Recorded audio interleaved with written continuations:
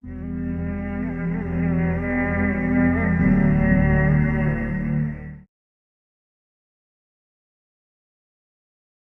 نے ایک دفعہ اپنی مسجد میں غامدی صاحب کا داخلہ منع کر دیا تھا. قرآن میں تو یہ بھی نہیں آیا کہ آدم علیہ السلام پہلے پیغمبر ہے. آدم جس طرح ہم کہتے ہیں اپنی کہانیوں میں، ہماری ٹیکسٹ بکس میں لکھا ہوا ہے، اور اما حوا اور یہ اور پسلی سے نکلنا، یہ سب غلط ہے. پڑھنا اس کے سوری، ساتھ سوکھا ہوا گارا نہیں ہے، لیس دار گارا ہے. اولڈ ٹیسٹمنٹ آپ مجھے سنا رہے ہیں. نہیں، قرآن بتا. اولڈ ٹیسٹمنٹ شروع اس طرح ہوتا ہے. میں تو قرآن And مجید کا on the day one Lord said let there be Quran water and Majeed there was. یہ بھی طے پا گیا کہ آدم علیہ السلام پیغمبر نہیں تھے.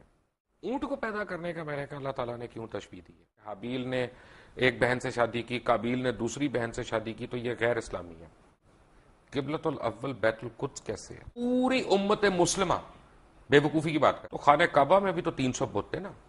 خانہ کعبہ میں بھی ہم سے پہلے کفار تھے. اگر وہ کل آ جائیں اپنی فردیں نکال کے کہ جناب اب اس کا جو ہے نا وہ ہمارے نام کر دیں رجسٹری، تو ہم دے دیں گے ان کو. میرا تھیسس یہ ہے بہت معذرت کے ساتھ کہ ہمارے تمام علماء دین اکابرین ہمارے، انہوں نے جو ہمارے مائنڈز میں گھوڑ کے پلایا ہوا ہے کہ یروشلم یروشلم بیت القدس قبلہ اول، یہ سب غلط ہے. اس میں کوئی صداقت نہیں ہے. بیت القدس ہمارا قبلہ اول نہیں ہے. میرے نزدیک آپ بہت غلط بات کر رہے ہیں. قرآن حکیم میں، قرآن مجید میں تو عذاب قبر کا کہیں ذکر نہیں ہے.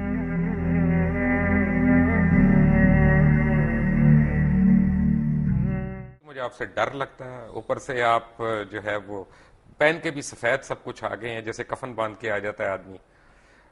سر سے نہیں باندھا جی، کفن سر سے نہیں باندھا. یہی تو ہم کہتے ہیں ہمارے علماء جو ہیں وہ خود اپنے سر سے کفن نہیں باندھتے، دوسروں کے بچوں کو بھجوا دیتے ہیں آگے ادھر ادھر. مجھے جو ایک بات پتا چلی اور بڑے وثوق سے پتا چلی کہ آپ نے ایک دفعہ اپنی مسجد میں غامدی صاحب کا داخلہ منع کر دیا تھا. اس کی کیا وجہ تھی؟ میں نے منع نہیں کیا تھا. اصل میں وہ وہاں آ کر جو ہے کچھ ایسی حرکتیں کرتے تھے کہ جس سے وہاں انتشار پیدا ہوتا تھا. تو ہمارے ایک صاحب نے اپنے طور پر جا کر ان سے کہا تھا کہ آپ ایک طرف تو ڈاکٹر اسرار کو کہتے ہیں جاہل ہے اور گمراہ ہے، تو آپ یہاں کاہے کو آتے ہیں؟ تو بس اس کو انہوں نے سمجھا کہ گویا کہ یہ میرا حکم آیا ہے، لیکن میں نے کوئی روکا نہیں تھا. آپ نے میسج نہیں بھجوایا تھا ان کو؟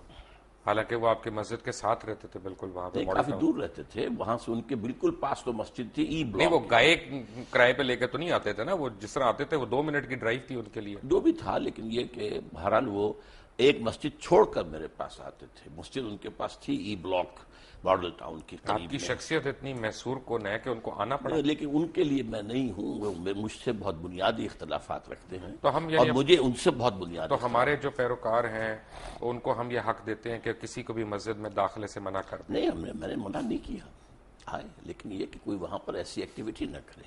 آدم علیہ السلام کے ہم سارے واقعات ہم نے سنے بھی ہیں، پڑھے بھی ہیں. اما حوا یا بی بی حوا، ان کا ذکر قرآن مجید میں کس جگہ آیا؟ قرآن مجید میں آیا ہے دونوں سے خطاب کر کے کہ اے آدم تم اور تمہاری بیوی دونوں جنت میں حوا رہو. کا نام تو نہیں آیا. حوا کا نام نہیں ہے. اسی طرح حابیل کا نام بھی نہیں آیا. حابیل کا نام بھی نہیں ہے. دو اسی طرح بھائیوں قابیل کا نام بھی نہیں ہے. لیکن یہ واقعہ ہے. اچھا، تو یہ واقعہ بھی نہیں آیا کہ ہم نے حوا کو آدم کی پسلی سے بنایا؟ یہ نہیں، قرآن میں نہیں ہے. یہ ایک حدیث میں یہ بات الفاظ قرآن مجید جو انسانیت کو شروع ہونے کا بتا رہا ہے اس میں یہ کوئی واقعات نہیں ہے. قرآن میں تو یہ بھی نہیں آیا کہ آدم علیہ السلام پہلے پیغمبر ہے. نہیں، قرآن مجید میں آیا نا کہ جب ان سے کہا کہ ان کا پیغمبری کا نہیں آیا. نہیں، اتر جاؤ. نہیں، اما یاتینکم منی ھدی، جب میری طرف سے ہدایت تمہیں آئے گی. گویا کہ اس کے پہلے سے اعلان تھا کہ ہدایت آتی رہے گی، اور وہی ہدایت وہی کی ہدایت ہے. جس کو وہ ہدایت آتی تھی وہ نبی ہوتا تھا. اصل میں قرآن مجید جہاں تک ہماری اور ویسے بھی قرآن مجید میں ایک مقام پر ان اللہ اصطفیٰ آدم و نوحا وآل ابراہیم وآل عمران علی العالمین، تو جہاں انبیاء کا ذکر ہے ان میں سب سے پہلے حضرت آدم کا ذکر ہے سورہ آل عمران میں. بڑی اچھی بات ہے ڈاکٹر صاحب. یہ دیکھیں نا، اصل میں جو میں نے جو آج تھوڑا سا پڑھ رہا تھا، کچھ پہلے بھی ہم نے پڑھا، تو آدم جو مجھے نظر آیا اس میں قرآن مجید میں، کیونکہ میں نے آپ کو عرض کیا تھا پہلے تھوڑی سی میں نے بھی صرف پڑھی ہے، تھوڑی سی نحو پڑھی ہے، کوشش کی ہے. میں طالب علم ہوں، میں اگر میں سے گستاخی ہو جائے تو پلیز مائنڈ نہ کریے گا. آدم جو ہے وہ بنی آدم کا ذکر ہے قرآن مجید میں، وہ ایک شخص کا تو نہیں ہے. مثلا میں آپ کو ایک آیت دکھاؤں، پڑھ کے سناؤں. نہیں، لیکن بہت سی جگہوں پر آدم ایک کی حیثیت سے. اصل میں یا آدم اسکن انت و زوجک الجنہ، اے آدم تم اور تمہاری بیوی رہو جنت کے اندر. تو یہاں بنی کہاں آیا؟ وَلَقَدْ خَلَقْنَا، یہ آیت آپ سورہ اعراف کی پڑھ رہے جی ہیں، بالکل، ٹھیک ہے؟ تو یہ قرآن مجید میں مختلف صورنا، تعبیرات ہیں. جی صورناکم وَلَقَدْ ثم خَلَقْنَاكُمْ قلنا للملائکۃ وَصَوَّرْنَاكُمْ. اسجدوا. اب اس سے اندازہ جو ہے یہ لگایا جا سکتا ہے کہ شاید پہلے ایک نوع جو ہے، نوع آدم، وہ پیدا ہوئی ہے، یعنی پوری ایک خلقت، ایک خلقت، ایک نوع، ایک آدمی نہیں، ایک سپیشیز، ایک آدمی نہیں، ان میں سے ایک آدمی چنا گیا ہے. یہ ہے در حقیقت ٹھیک ہے. اس آیت سے جو بات تو نکلی. جو ہمارے ذہن میں کانسیپٹس ہیں کہ آدم علیہ السلام، بابا آدم جس طرح ہم کہتے ہیں اپنی کہانیوں میں، ہماری ٹیکسٹ بکس میں لکھا ہوا ہے، اور اما حوا اور یہ اور پسلی سے نکلنا، یہ سب غلط ہے. پسلی سے نکلنے کا قرآن میں کہیں کوئی ذکر نہیں ہے. اور یہ غلط ہوا نا پھر. اب میں نہیں کہہ سکتا، اور لیکن کون یہ کہ کہے؟ قرآن میں ذکر نہیں ہے اس کا یہ اگر مطلب ڈاکٹر نہیں صاحب ہے کہ قرآن کوئی چیز قرآن میں نہیں ہے تو غلط ہے. قرآن مجید میں اگر ذکر ہی نہیں ہے تو غلط ہوا نا. نہیں، ضروری نہیں ہے. قرآن میں ہر شے تو نہیں ہے. قرآن مجید میں ایٹم بم کا ذکر تو نہیں ہے، تو یہ تو نہیں کوئی بات ہوئی. وہ تو ایک بات ہے جس کا ذکر کیا، جس کا ایٹم بم سے ہمارے دین کا تو تعلق نہیں ہے نا. نہیں، لیکن یہ کہ آدم حوا سے بھی بڑا آدم حوا سے تو کیا، آدم سے ہے، آدم نبی تھے. کون سی حدیث میں ذکر ہے حوا کا؟ کس کا؟ بی بی حوا کا. تب میں احادیث پر میری کوئی زیادہ نگاہ نہیں ہے، لیکن یہ کہ قرآن مجید میں ان کی زوجہ کا ذکر ہے. کیا یہ صحیح نہیں ہے ڈاکٹر صاحب؟ کیونکہ آپ اف آئی میں کم ٹو یو اگین، آپ کے ذاتی سوال میں کر رہا ہوں، کیونکہ آپ کی بھی ٹیچنگز وہی ہیں جو بہت پہلے جب آپ جماعت اسلامی میں ہوتے تھے، اور جب آپ نے جماعت اسلامی چھوڑی تو وہ ہم کہتے ہیں نا کہ جماعت ایک ایسا کمبل ہے کہ بندہ چھوڑتا ہے کمبل، لیکن کمبل بندے کو نہیں چھوڑتا. تو وہ آپ کے اوپر آج تک وہ حاوی ہیں ٹیچنگز. اس سے بہتر تعبیر یہ ہے جس نے کہا تھا کہ جو لوگ جماعت سے نکل جاتے ہیں ان میں سے جماعت نہیں نکلتی. یہ ایک بہتر تعبیر ہے کہ جماعت کا ایک بنیادی اب سردیاں آ رہی ہیں تو کمبل کا ذکر بہتر ہے. جس نے بھی کہا، لیکن اصل میں بات یہ ہے کہ بائبل تو ہے نا لائبریری آف بکس، جی ٹھیک ہے نا. جیسے جوش بائبل جو ہے 39 بکس ہیں، اسی طرح پروٹیسٹنٹ بائبل بھی 39 اور 27 ہے، کیتھولک جو ہے وہ 46 بکس ہیں. لیکن ایک بک ہے بائبل کی، اس کا نام ہے بارنباس، جس کے اوپر جتنے جوش فرقے ہیں، کیونکہ ان میں بھی بہت فرقے ہیں، اور جتنے عیسائی، یا عیسائی نہیں کہنا چاہیے، مجھے ایک میرے ویور نے کہا تھا جی مسیح کہا کریں آپ ہمیں، مسیح برادران کے فرقے ہیں، وہ ساروں کو اس سے اختلاف ہے کہ یہ ہمارا بائبل ہے. کیونکہ اس بائبل کا مقدمہ جو ہے مولانا سید ابو الاعلی مودودی نے لکھا، اور انہوں نے اس کو پاکستان میں بھی انٹروڈیوس کیا، اور اس بائبل میں اس طرح کی بڑی کہانیاں، اور یہ جو ببلیکل سٹوریز ہیں، ان کو آپ جو لوگوں نے، اور خاص طور پہ جماعت کے اولین لیڈرز نے، ہمارے مذہب کا حصہ بنا دیا. میں معافی چاہتا ہوں. پہلی بات تو آپ نے یہ کہی کہ بائبل کی سٹوری ہے، برنباس کو انکلوڈ نہیں کرتے یہ بائبل میں، کوئی نہیں کرتا. وہ نہیں کرتے، نہیں، اس لیے ہم نے تو مقدمہ لکھ دیا ان کا. نہیں، وہ دوسری بات ہے. سوال پہلے یہ ہے کہ جو لوگ بائبل کے ماننے والے ہیں وہ بائبل میں برنباس کو انکلوڈ نہیں کرتے. اس کا یہ مطلب نہیں کہ برنباس درست نہیں ہے. برنباس اس لیے کہ 104 بائبلز تھیں، گاسپلز، ٹھیک ہے، جن میں سے چن کر 4 کو جو ہے کینونیکل قرار دیا گیا ہے. 100 bibles are there which are not canonical, apocryphal کہلاتی ہیں. وہ ان میں سے ایک برنبا بھی ہے. جو قرآن مجید کی میں نے آپ کو آیت کوٹ کی، اس میں تو لکھا ہے خلقناکم، کم تو پلورل ہے، تو اس کا تو مطلب ہے کہ ایک فرد واحد نہیں پیدا کیا گیا، ایک ساتھ پتہ نہیں کتنے لوگ پیدا کیے گئے، پتہ کتنے لوگ. کن فیکون تھا نا.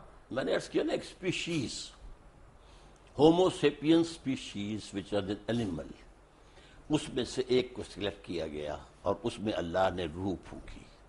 And he became Adam. He was a person.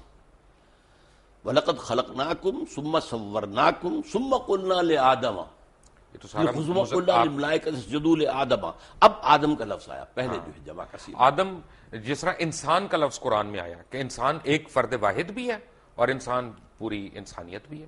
الانسان بن جائے گا وہ. لیکن یہ کہ یہ اس میں تو انسانن ہوگا تو ایک انسان، الانسان تو سارے انسان، یا کوئی خاص معین. یہی آدم کے لیے بھی ہے. آدم. سو وی کین ریسٹ ایشورڈ کہ یہ جو ببلیکل سٹوریز ہم پڑھ رہے ہیں، یہ ان میں صداقت نہیں ہے. ہم نہیں کہہ سکتے. اصل میں ان چیزوں کی انٹرپریٹیشن کے اندر اختلاف ہو سکتا ہے، لیکن یہ ہے کہ آدم جو ہیں وہ سلیکٹ کیے گئے. 2 مرتبہ قرآن میں آیا ہے کہ فرشتوں سے میں نے کہہ دیا تھا کہ میں ایک بشر بنانے چلا ہوں، انی خالق بشرا من صلصال من حمأ مسنون فاذا سویتہ ونفخت فیہ من روحی فقعوا لہ ساجدین. میں ایک بشر بنانے چلا ہوں جو مٹی سے جو سوکھا ہوا گارا ہے اس سے جب میں اس کی تکمیل کر لوں اور اس کی نوک پلک سوار دوں اور پھر میں اس میں اپنی روح میں سے پھونک دوں تو گر پڑنا اس کے سامنے سجدہ. سوکھا ہوا گارا نہیں ہے، لیس دار گارا ہے. لیس دار بھی کہا، سوکھا نہیں کہا. دیکھیے الفاظ کئی آئے ہیں. تراب بھی آیا، صرف مٹی کو کہتے ہیں. تین کہتے ہیں گارے کو. تین لازم وہ ہے جو آپ کہہ رہے ہیں، وہ جو جس کے اندر لیس پیدا ہو جاتا ہے. پھر سول وہ سوکھ کر جو کھڑکنے لگے من حمیم مسنون. کیونکہ اللہ تعالیٰ نے یہ بھی فرمایا نا کہ سب کی شکلیں اللہ تعالیٰ نے مختلف کی، سب کی بولیاں مختلف کی، سب کے اعداد و اطوار مختلف کیے.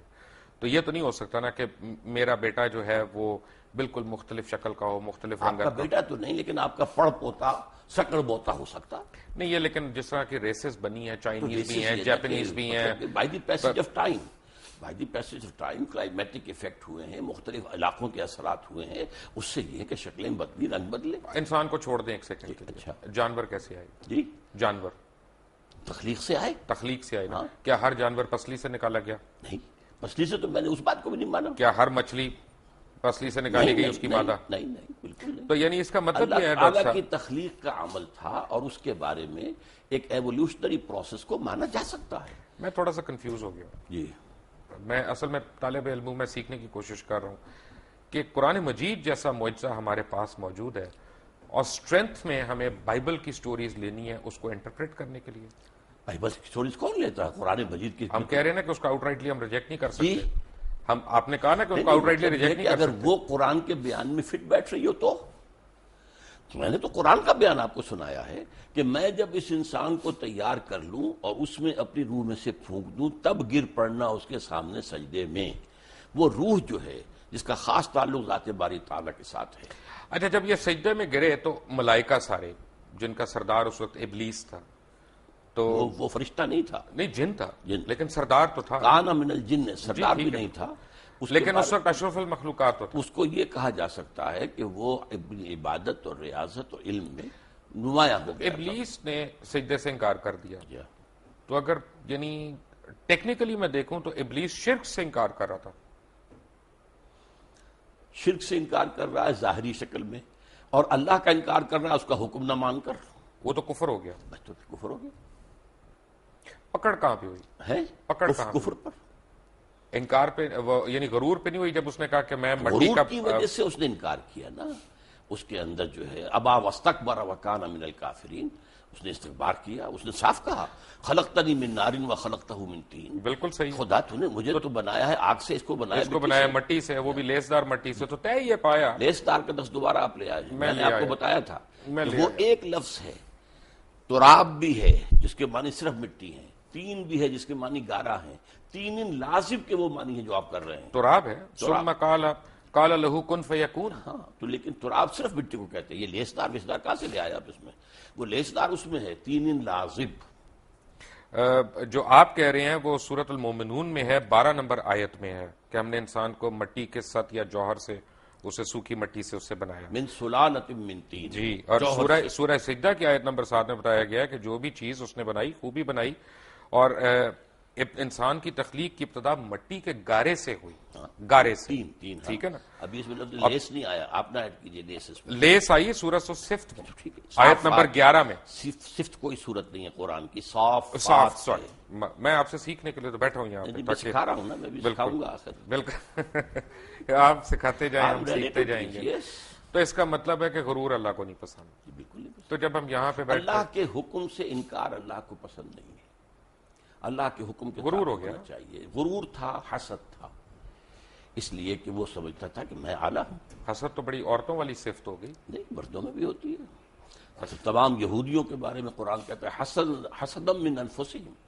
اے مسلمان، جو تم سے حسد کی بنیاد پر یہ چاہتے ہیں کہ تم سے یہ نعمت جو ہے اسلام کی وہ چھن جائے.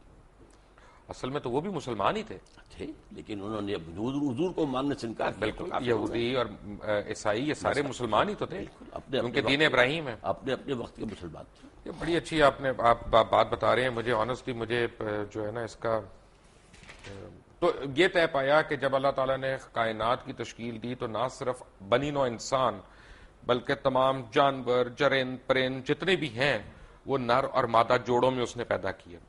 یہ بیک وقت نہیں ہے، اس کے اندر ایک ایوولوشن ہو سکتا ہے، لیکن کن فیکون ہے نا، کن فیکون اس کے بیچ میں ہمیں یہ نہیں پتا گیپ کتنا ہے. ہاں تو یہ اصل نا کن فیکون بھی قرآن میں آتا ہے، اور یہ بھی آتا ہے 6 دنوں میں پیدا کیا. وہ تو بائبلیکل اس ڈیز ہے، کائنات کو قرآن میں ہے، بائبلیکل ڈیز کی بات کر قرآن میں ہے. ہاں لیکن آسمانی دنوں کی بات قرآن نہیں. ہے، جو بھی کہا جائے 6 دن تو کہا ان جائے، کی قرآن- ڈیوریشن کا نہیں پتا آپ کو؟ ڈیوریشن نہیں تو کوئی نہ کچھ تو ڈیوریشن ہوگی. 6 دن کم سے کم 24 گھنٹے والے ہوں گے، یا 24,000 گھنٹوں والے ہوں گے، کوئی دن تو ہوں گے نا. اس لیے دیکھیے 2 چیزیں ہیں، ایک عالم امر ہے، ایک عالم خلق ہے. عالم امر میں اللہ کا حکم ہے کن فیکون، جو کہتا ہے فوراً ہو جاتا ہے. Time is not involved at all, process is not involved either. No time. No process بھی نہیں ہے. پروسیس تو یہ اللہ کے کہہ. اور ایک ہے خلق، خلق میں آلویز ٹائم از انوالوڈ. آسمان و زمین 6 دن میں پیدا کیے، بچہ ماں کے پیٹ میں 9 مہینے میں. سر یہ تو اولڈ ٹیسٹمنٹ آپ مجھے سنا رہے ہیں. نہیں، قرآن بتا رہا ہوں. اولڈ ٹیسٹمنٹ شروع اس طرح ہوتا ہے. میں تو قرآن And Majeed on the day one, Lord said, let there be water, and there was water. On the day two, Lord said, let there be light, and there was light. میں نے تورات پڑھی بھی نہیں ہے زیادہ، لیکن یہ کہ میں سمجھتا ہوں کہ بہت سی چیزوں میں اتفاق ہے. ویسے ہمیں پڑھنی چاہیے تورات. ٹھیک ہے. تورات بھی اللہ کی کتاب ہے، ہماری کتاب ہے. ہم why do we have to be absolved from it? نہیں ہم یہ نہیں کہتے، لیکن یہ زیادہ جس کو میں کہہ رہا ہوں میرا موضوع ہم نہیں اور ہے، ایسی لیکن میں نے جو کچھ پڑھا ہے تو مجھے اس کے اندر کوئی تضاد نظر ہم نہیں اور آیا. ایسی پڑھ ایک ہی بات کی تضاد نظر آیا. بائبل کہتی ہے کہ اللہ نے 6 دن میں کائنات بنائی، 7ویں دن آرام کیا. قرآن کہتا ہے نہیں، وما مسنا من لغوب ولقد خلقنا السماوات والارض وما بینہما فی 6 ایام وما مسنا من لغوب. ہم نے 6 ہی دنوں میں آسمان و زمین کو پیدا کیا، لیکن ہمیں کوئی تکان نہیں ہوئی کہ آرام کی ضرورت ہے. رائٹ. یہ بھی طے پا گیا کہ آدم علیہ السلام پیغمبر نہیں تھے. جس نے کہہ دیا آپ سے؟ کہاں پہ سے؟ میں نے تو کہا، سورہ آل عمران کی آیت کا حوالہ آپ کو دے رہا ہوں. ان اللہ اصطفیٰ آدم و نوحا و آل ابراہیم و آل عمران علی العالمین. یہ تمام سلسلے جو انبیاء کے ہیں ان میں سب سے پہلے نام آدم کا ہے. آدم کا ہے، لیکن آدم وہ آدم first نبی. وہ اس مخلوق میں سے ایک شخص چنا نکلا گیا. گیا، پھر اس کے بعد ان کی اولاد ہونی تھی. ٹھیک زمین پہ ہے. بھیجا. بریک میں آپ سے بات کر رہا تھا سورہ غاشیہ کی ایک آیت کی. میں آتا ہوں اپنے اصل موضوع کی طرف. بیٹے کل میں اس پہ غور کر رہا تھا. آپ مجھے تصحیح کرتے جائیں اگر میری وہ آیت زبانی مجھے صحیح یاد نہ ہو. افلا ینظرون الی الابل الی الابل کیف خلقت، والی السماء کیف رفعت. میں یہیں تک خلقت تک، کیونکہ یہ بڑی ایک میرے لیے معنی خیز آیت تھی. کیونکہ پڑھے تو ہم نے کئی دفعہ ہے، لیکن کل جب میں اس کا ترجمہ بھی دیکھ رہا تھا تو میں نے کہا یہ اللہ تعالیٰ نے اس میں جیسے کہا کہ جی ہم نے کیا تم نے دیکھا نہیں، ہم نے اونٹ کو پیدا کیا، کیسا بنایا. تو اونٹ کو پیدا کرنے کا میں نے کہا اللہ تعالیٰ نے کیوں تشبیہ دی ہے؟ اس لیے دی ہے کہ عرب جو ہے وہ جس چیز سے واقف تھا اور جس سے دن رات اس کا واسطہ تھا، اس کے اندر جو حکمت تخلیق ہے اللہ کی، صحرا کا جہاز اسے کہتے ہیں. ایک ہفتے پانی اسے نہ ملے اسے پرواہ نہیں ہے، کھانے کو نہ ملے اسے پرواہ نہیں ہے. پھر وہ جو ہے اس کی اتنی اونچی گردن کر دی گئی ہے کہ کیکر کا درخت کوئی ہو سامنے اس کو جو اس سے اپنا ناشتہ کر لیتا ہے. تو یہ ساری چیزیں در حقیقت یہ ہیں کہ اللہ تعالیٰ کی تخلیق کے اندر حکمت جو مثبت ہے کہ جس علاقے کے لیے اس کو رہنا ہے اس کے لیے وہ کس قدر مناسب ہے اور وہاں کے لوگوں کے لیے کس قدر مفید ہے.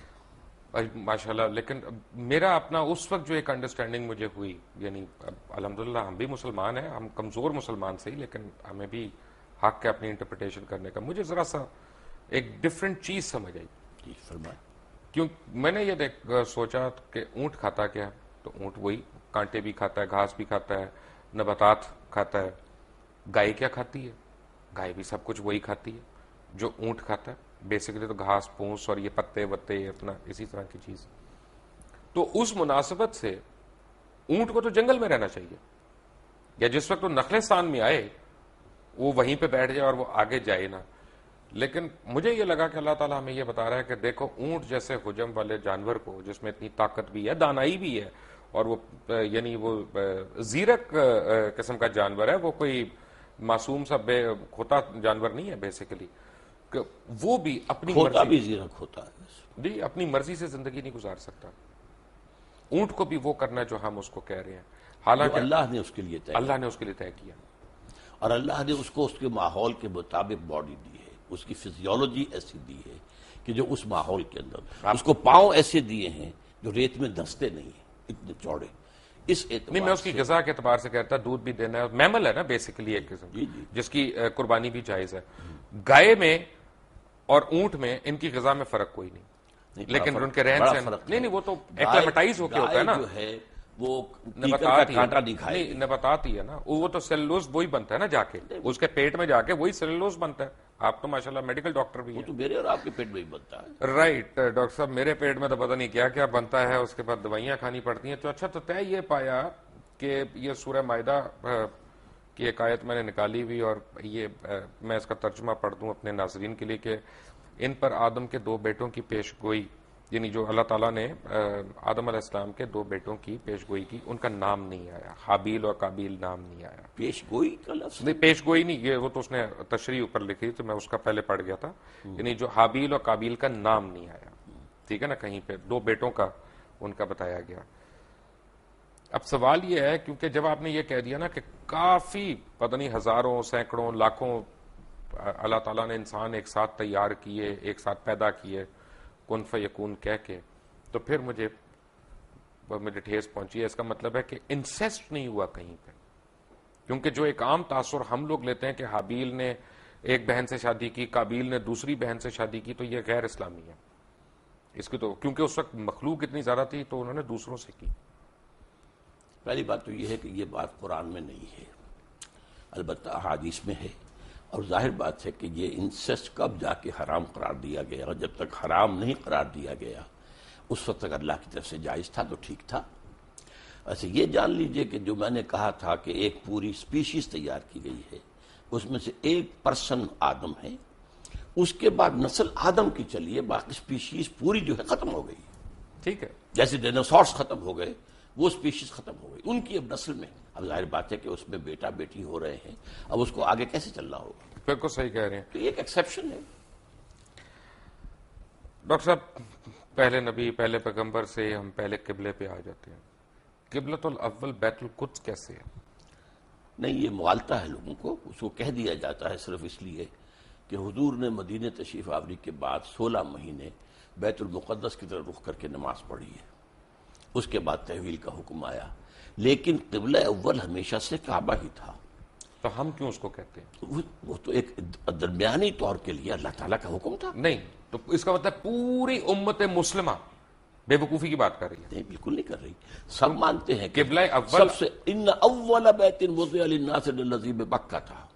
پہلا گھر اللہ کی عبادت کے لیے جو بنایا گیا مکہ میں بنایا گیا, سمجھا, وہ یہ خانہ کعبہ ہے. مکہ بکہ ایک سیم ورڈ ہے یہ, سمجھا. تو اولا بیت وضع للناس الذی ببکہ, اور یہ آدم کی جو یہ سورہ آل عمران کی 3 آیت ہے. نہیں, تیسری تو خیر نہیں, تیسری نہیں, غلط کہہ رہے ہیں آپ. نہیں, آیت نمبر 96 ہے, سوری 96, مائی مسٹیک. میں نے وہ لکھا تو مجھے پورا یاد نہیں ہے آیت نمبر, لیکن یہ کہ ان اولا بیت, اصل میں اس کے بعد ویسے بھی اصل جو تاریخ ہے وہ یہ کہ حضرت آدم نے بنایا تھا. اس کے بعد طوفان کی زد میں آ کر یہ ختم ہو گیا تھا, صرف بنیادیں رہ گئی تھی. پھر حضرت ابراہیم کو اللہ نے وہ بنیادوں کا جو ہے علم دیا, وہاں سے آپ نے اور اسماعیل نے اس کی تعبیر کی ہے. تو یہ گویا کہ اس کے بعد سے وہ گھر. اچھا, جو پڑھنے میں آیا وہ یہ ہے کہ صفائی کی ہے, اس کی کلیننگ کی ہے, تعمیر اس کی یعنی چھت کی ہے, دیواریں تو قائم تھی. یرفع ابراہیم القواعد من البیت, جبکہ اٹھا رہے تھے ابراہیم اور اسماعیل اس گھر کی دیواریں, اس میں صرف بنیاد رہ گئی تھی اور اس کا اور کوئی نشان نہیں تھا. تو اس کا مطلب ہے کہ اگر ہم بیت القدس کو قبلہ اول کہتے ہیں تو ہم غلط کہتے ہیں. بیت المقدس جو ہے تو یہ ہمارے علماء کیوں نہیں بتاتے لوگوں کو, کیوں ہم جہالت کی طرف ڈالتے ہیں؟ یہ میرے خیال میں تو بتاتے بھی ہیں. کہاں بتایا؟ بتاتے ہیں. اصل میں ایک بات کہنے میں آ جاتی ہے, ورنہ اب تو 16 مہینے حضور نے اس کی طرف رخ کر کے نماز پڑھی, پھر جو ہے تبدیل ہوا ہے. اس حوالے سے کہہ سکتے ہیں اس پہ کہ مکی دور, مدنی دور میں قبلہ اول جو ہے وہ بیت المقدس تھا, جس کی وجہ سے مسجد قبلتین سعودی عربیہ میں ہے. ٹھیک ہے نا. اب یہاں پہ بھی ایک تھوڑا سا میں سمجھنا چاہ رہا ہوں بیسیکلی قبلے کا لفظی مطلب کیا؟ رخ. قبلے کا مطلب رخ ہے, تو اگر میں نے آپ کی طرف رخ کیا ہوا ہے تو آپ میرا قبلہ ہو گیا. کہتے ہیں ہم قبلہ کعبہ, اپنے بزرگوں کو کہہ دیتے قبلہ کعبہ. اچھا, میری انڈرسٹینڈنگ ذرا سی ڈفرینٹ ہے. میری انڈرسٹینڈنگ میں ایمان کا رخ جو ہے وہ قبلہ ہے. نہیں تو خیر آپ فزیکل رخ نہیں, جو چاہے آپ کر لیں, میں روکتا نہیں. یعنی آج میں کلمہ پڑھ لیا, جو ہے اگر میں نے آج کلمہ پڑھ لیا تو آپ یہ کہہ سکتے ہیں آج اللہ تعالیٰ نے اس کا قبلہ درست کر دیا. یہ محاورے میں آپ استعمال کریں گے. قبلہ یہی ہے کہ جس طرف عبادت میں رخ کرنے کو کہا گیا ہے، وَمَا جَعَلْنَا الْقِبْلَةَ الَّتِي كُنْتَ عَلَيْهَا إِلَّا لِنَعْلَمَ مَنْ يَتَّبِعُ الرَّسُولَ مِمَّنْ يَنْقَلِبُ عَلَىٰ عَقِبَيْهِ۔ اے محمد صلی اللہ علیہ وسلم، ہم نے یہ کچھ عرصے کے لیے جو یہ قبلہ تمہارے لیے مقرر کر دیا تھا، یہ اس لیے تاکہ ہم جانچ لیں کہ کون رسول کی پیروی کرتا ہے اور کون اپنی ایڑیوں کے بل مڑ جاتا ہے۔ کیونکہ عرب کے لوگوں کے لیے جو امیین تھے، بنی اسماعیل، ان کے لیے تو قبلہ جو ہے یہ بیت المقدس، تو وہ جانتے ہی نہیں تھے کس بلا کا نام ہے، وہ تو کعبے کو جانتے تھے۔ اب ظاہر بات ہے مہاجرین جتنے آئے تھے مکے سے مدینے، ان کی جو محبت تھی خانہ کعبہ کے ساتھ، وہ تو ان کی گویا کہ وہ تو آبائی جو ہے ان کا ایک عشق ایک چل رہا تھا۔ تو وہ اب اس میں امتحان لیا ہے کہ آیا رسول کے حکم سے اب کیا ہو رہا ہے۔ جب حضور مکے میں ہوتے تھے تو آپ ایسے کھڑے ہوتے تھے نماز پڑھنے کے لیے کہ خانہ کعبہ بھی سامنے اور بیت المقدس بھی سامنے۔ اس کو کہتے ہیں استقبال القبلتین، بیک وقت دو قبلوں کی طرف رخ ہو جانا۔ ٹھیک ہے، اب مدینے آ گئے، جیسے اب مدینہ درمیان میں ہے۔ اگر آپ مکے رخ کریں گے تو پیٹھ ہوگا بیت المقدس کو، اور بیت المقدس کو رخ کریں گے تو پیٹھ ہوگی خانہ کعبہ کو۔ تو گویا کہ یہ اللہ نے ایک امتحان کے طور پر مسلمانوں کو کہ آیا ان کے اندر رسول کی پیروی راسخ ہو چکی ہے یا نہیں۔ یہ کیا مجھے سمجھ نہیں آیا کہ اگر میں یہاں سے خانہ کعبہ کی طرف رخ کر کے نماز پڑھ رہا ہوں تو راستے میں ہندوؤں کا گردوارہ بھی آئے گا، سکھوں کا ٹیمپل بھی آئے گا، کوئی برما کی اپنا وہ ان کا بھی ٹیمپل آئے گا، تو میں ان کے بھی سجدے کر رہا ہوں، وہ بھی میرے قبلے ہیں؟ نہیں، سوال یہ ہے کہ اس وقت کیا شکل تھی جب حضور پڑھ رہے تھے مکے میں نماز، تو اور تو کوئی شیوا نہیں تھی، اور جب یہ مدینے میں آ کر کیا ہے تب بھی کوئی چیز درمیان میں نہیں۔ اچھا، بات یہ ہے کہ حیرانی کی بات یہ ہے کہ اس وقت بیت القدس کا تو کوئی قیام ہی نہیں تھا جس زمانے کی آپ بات کر رہے ہیں، کیونکہ بیت القدس تو حضرت عمر فاروق نے بنوائی تھی بعد میں۔ بیت المقدس جو ہے وہ حضرت عمر نے تعبیر کروائی ہے مسجد عمر کے نام سے، لیکن یہ علاقہ ٹیمپل ماؤنٹ جو ہے، یہ ٹیمپل آف سولومن تھا۔ ٹیمپل آف سولومن تھا، لیکن temple Mount per temple of Solomon تھا نا، ایک پہاڑی ہے، ٹھیک ہے، یہ مستطیل رقبہ ہے جس پہ حضرت سلیمان علیہ السلام نے یہ گھر یہ تعمیر کی، جنوں سے تعمیر کروائی تھی۔ اس کے بعد حضور کے زمانے میں وہ چرچ تھا، بالکل تھا، چونکہ قبضہ جو تھا وہاں پر وہ جو ہے عیسائیوں کا تھا، بالکل تھا، چرچ تھا۔ تو اصل میں تو چرچ بھی مسجد ہے، مسجد بھی مسجد ہے، چرچ بھی مسجد ہے، سینیگوگ بھی مسجد ہے۔ سورہ حج میں اللہ نے فرمایا ہے کہ وَلَوْلَا دَفْعُ اللَّهُ النَّاسَ بَعْضَهُم بِبَعْضٍ لَهُدِّمَتْ صَوَامِعُ وَبِيَعٌ وَصَلَوَاتٌ وَمَسَاجِدُ يُذْكَرُ فِيهَا اسْمُ اللَّهِ كَثِيرًا۔ اللہ تعالیٰ اگر اس طریقے سے ایک قوم سے دوسری قوم کو دفاع نہ کراتا رہتا تو یہ ساری مسجدیں اور یہ سارے سلوتے اور سینیگوگز یہ سب کے سب ختم ہو گئے ہوتے۔ تو اس کا مطلب ہے کہ مسلمان جو ہیں وہ یہودیوں کی یا عیسائیوں کی عبادت گاہ کو سجدہ کرتے رہے کعبہ کو چھوڑ کے؟ سجدہ تو نہ اس کو کیا نہ کعبے کو کیا، سجدہ اللہ کو کرتے، قبلے کی ڈائریکشن بات ہے۔ لیکن یہودیوں اور عیسائیوں میں بھی اختلاف تھا۔ ایک مشرق کی طرف جب وہ خود ٹیمپل آف سولومن کے اندر عبادت یعنی کرتے مسلمان خانہ کعبہ کو چھوڑ کے یہودیوں اور عیسائیوں کی عبادت گاہ کو سجدہ کرتے رہے، اس کو سجدہ نہیں کرتے رہے، اس رخ میں۔ بابا اگر ہم خانہ کعبہ کو میں چھوڑ کے کہہ رہا ہوں تو میں رخ کی بات کر رہا ہوں۔ ٹھیک ہے، میں تو بتایا آپ کو، اللہ نے اس کو امتحان قرار دیا ہے کہ آیا تمہارے اندر اپنا نیشنلزم اور ریشیل وہ باتیں زیادہ مضبوط ہیں یا رسول کا فرمان زیادہ ہے۔ ڈاکٹر صاحب طے ہو گیا کہ وہاں پہ تو ٹیمپل آف سولومن تھا جس ڈائریکشن میں مسلمان سجدہ کرتے رہے۔ بالکل۔ پھر شب معراج کا واقعہ ہوا، وہ بھی ٹیمپل آف سولومن سے اوپر گیا۔ ٹیمپل تو نہیں تھا وہاں اس وقت، ماؤنٹ کیا وہ تو ایک جگہ تو وہی تھی نا راک پر، ہاں اس جگہ پر، جگہ تو وہی تھی، آپ اسے ٹیمپل ماؤنٹ کہیں، ٹیمپل سولومن نہیں تھا۔ ٹیمپل آف سولومن بنا تو تھا نا وہاں پہ، وہ کبھی بنا تھا نہیں یہ تو نہیں، ہسٹوریکلی تو تھا، اور بنایا بھی حضرت سلیمان علیہ السلام نے کر تھا۔ تو ہم کیسے حضرت سلیمان علیہ السلام کی بنائی ہوئی چیز کو انکار کر دیں؟ انکار نہیں کرتے، اس وقت وہاں نہیں تھا، وہاں ایک راک ہے جس کے اوپر ڈوم بنی ہوئی ہے۔ تو اس کا مطلب تو یہ ہوا نا کہ ڈاکٹر صاحب پوری دنیا کے مسلمان جو ہے ناجائز طور پہ اس پہ قبضہ کرنا چاہتے ہیں، اس پہ حق جتا رہے ہیں اپنا۔ پوری دنیا کے مسلمان تو ناجائز قبضہ نہیں کرنا چاہتے، وہاں پر جو قوم 2000 سال سے آباد تھی اس کو ڈسپلیس کس طریقے سے کیا گیا ہے۔ یہودی تو وہاں سے نکلے ہوئے تھے 2000 سال سے، وٹ کلیم ڈڈ دے ہیو، جس کو قائد اعظم نے کہا کہ انلیجیٹیمیٹ چائلڈ آف دی ویسٹ، اور اقبال نے کہا کہ ہے ارض فلسطین پہ یہودی کا اگر حق، ہسپانیہ پہ حق نہیں کیوں اہل عرب کا؟ ویسے میں کہتا ہوں ہوتا ہے شب و روز تماشا میرے آگے کہ علماء دین بھی آج علامہ اقبال اور قائد اعظم کو کوٹ کرنے پہ آ گئے، جن کا اس وقت آپس میں بالکل کلیش تھا، سیریس کلیش تھا.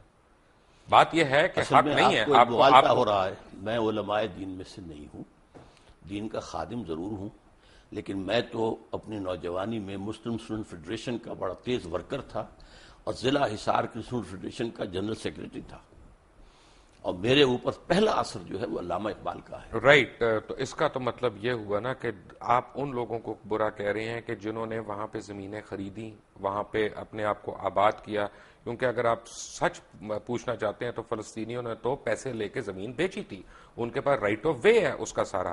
آپ کس طرح ان کو ڈسپلیسمنٹ کی بات کر رہے ہیں؟ رائٹ آف وے نہیں تھا ان کا، اس لیے کہ جب ہینڈ اوور کیا ہے یروشلم عیسائیوں نے حضرت عمر کو، تو جو انہوں نے ڈکٹیٹ کرائیں ہوئی ٹرمز ان میں سے ایک یہ تھی کہ آپ یہاں یہودیوں کو آباد نہیں ہونے دیں گے.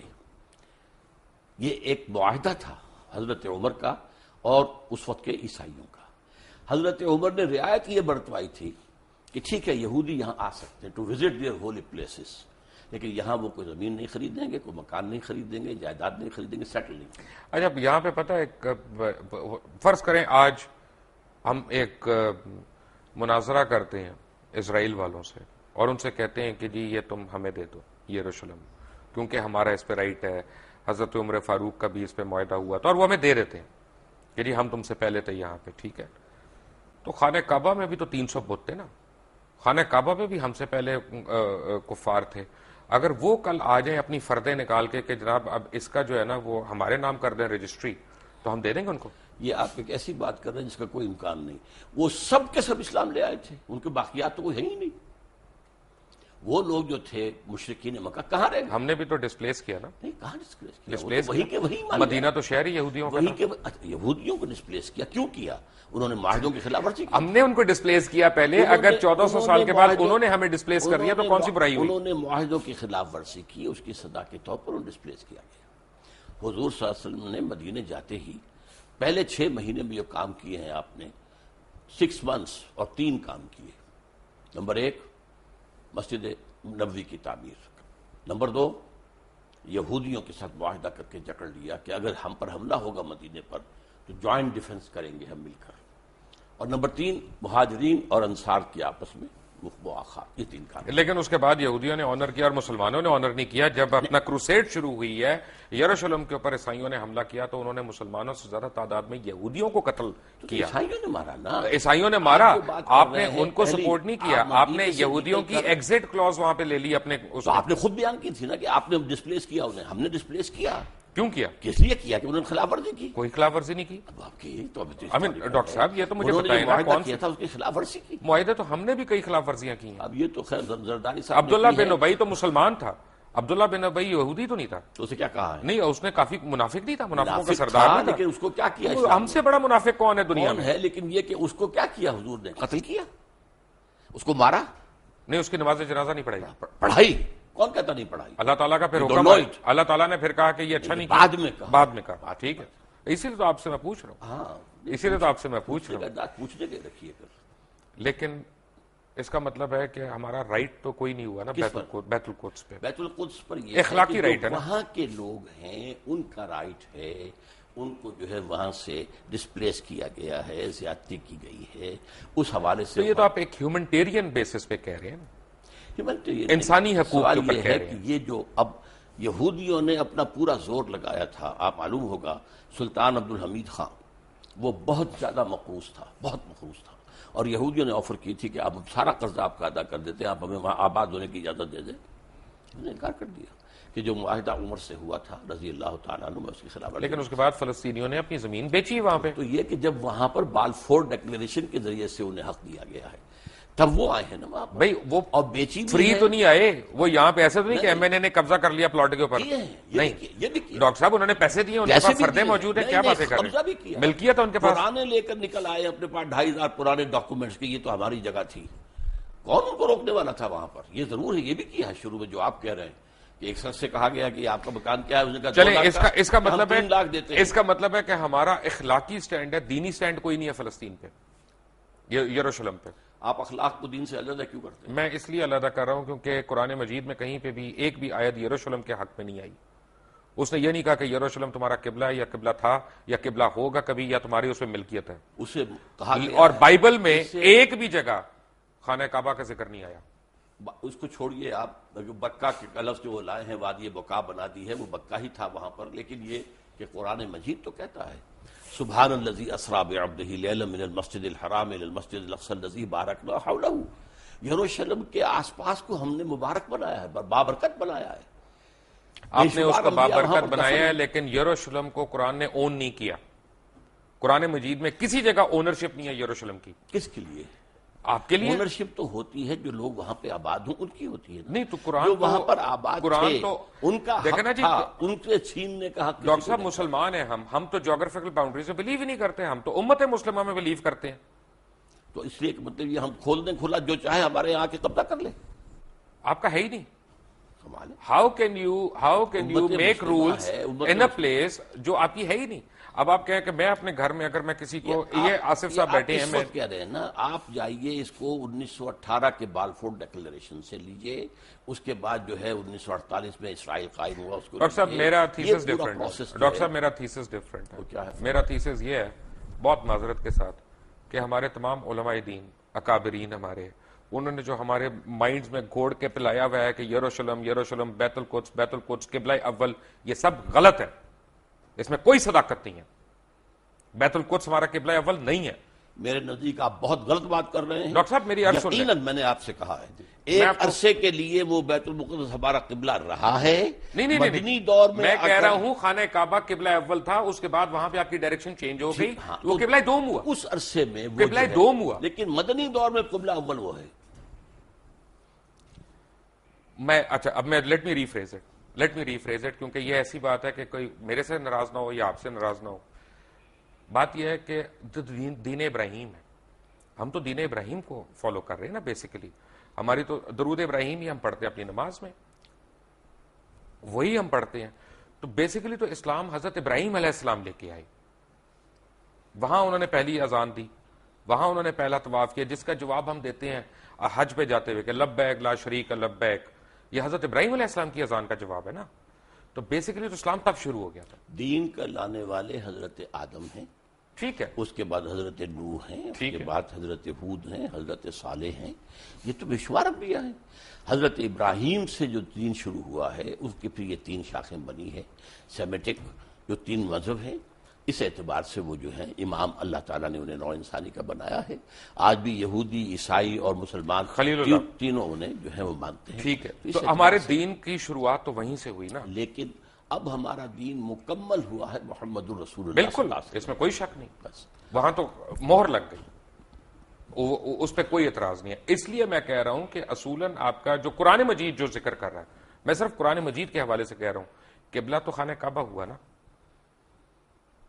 اب بھی ہے خانہ کعبہ ہی. پہلے بھی تھا ایک عرصے میں 16 مہینے بیت المقدس. ٹھیک ہے، میں آپ کی بات، یعنی آپ عالم ہیں ماشاءاللہ، تو وہ قبلہ دوم ہو گیا نا. آپ چاہیں تو کہہ لیں اس کو. غلط ہوگا کہ صحیح ہوگا دوئم کہنا اس کو؟ میں کہتا ہوں وہ قبلہ عارضی تھا ایک عرصے کے لیے، اور اس کے حوالے سے وہ اول بن جاتا ہے مدینے آنے کے بعد. پہلے 16 مہینے وہ، بعد میں پھر خانہ کعبہ. لیکن اصل میں بات صحیح ہے کہ قبلہ اول وہ خانہ کعبہ ہے. یہاں تک کہ جو ان کا ہوتا تھا حضرت موسیٰ علیہ السلام کے بعد جو بنی اسرائیل کا ایک عبادت گاہ ہوتی تھی، وہ خیمہ ہوتا تھا. رائٹ. وہ خیمہ جہاں جا کے لگاتے تھے اس کا رخ ایسا ہوتا تھا کہ قربانی کرتے ہوئے جنوب کی طرف رخ ہوتا تھا. رائٹ. آپ فرما رہے تھے کہ ایک ٹینٹ کے اوپر جب کہیں پہ ٹینٹ پلیس کرتے تھے، تو ان کا جو وہ خیمہ تھا اور اسی میں پھر قربانی دی جاتی تھی.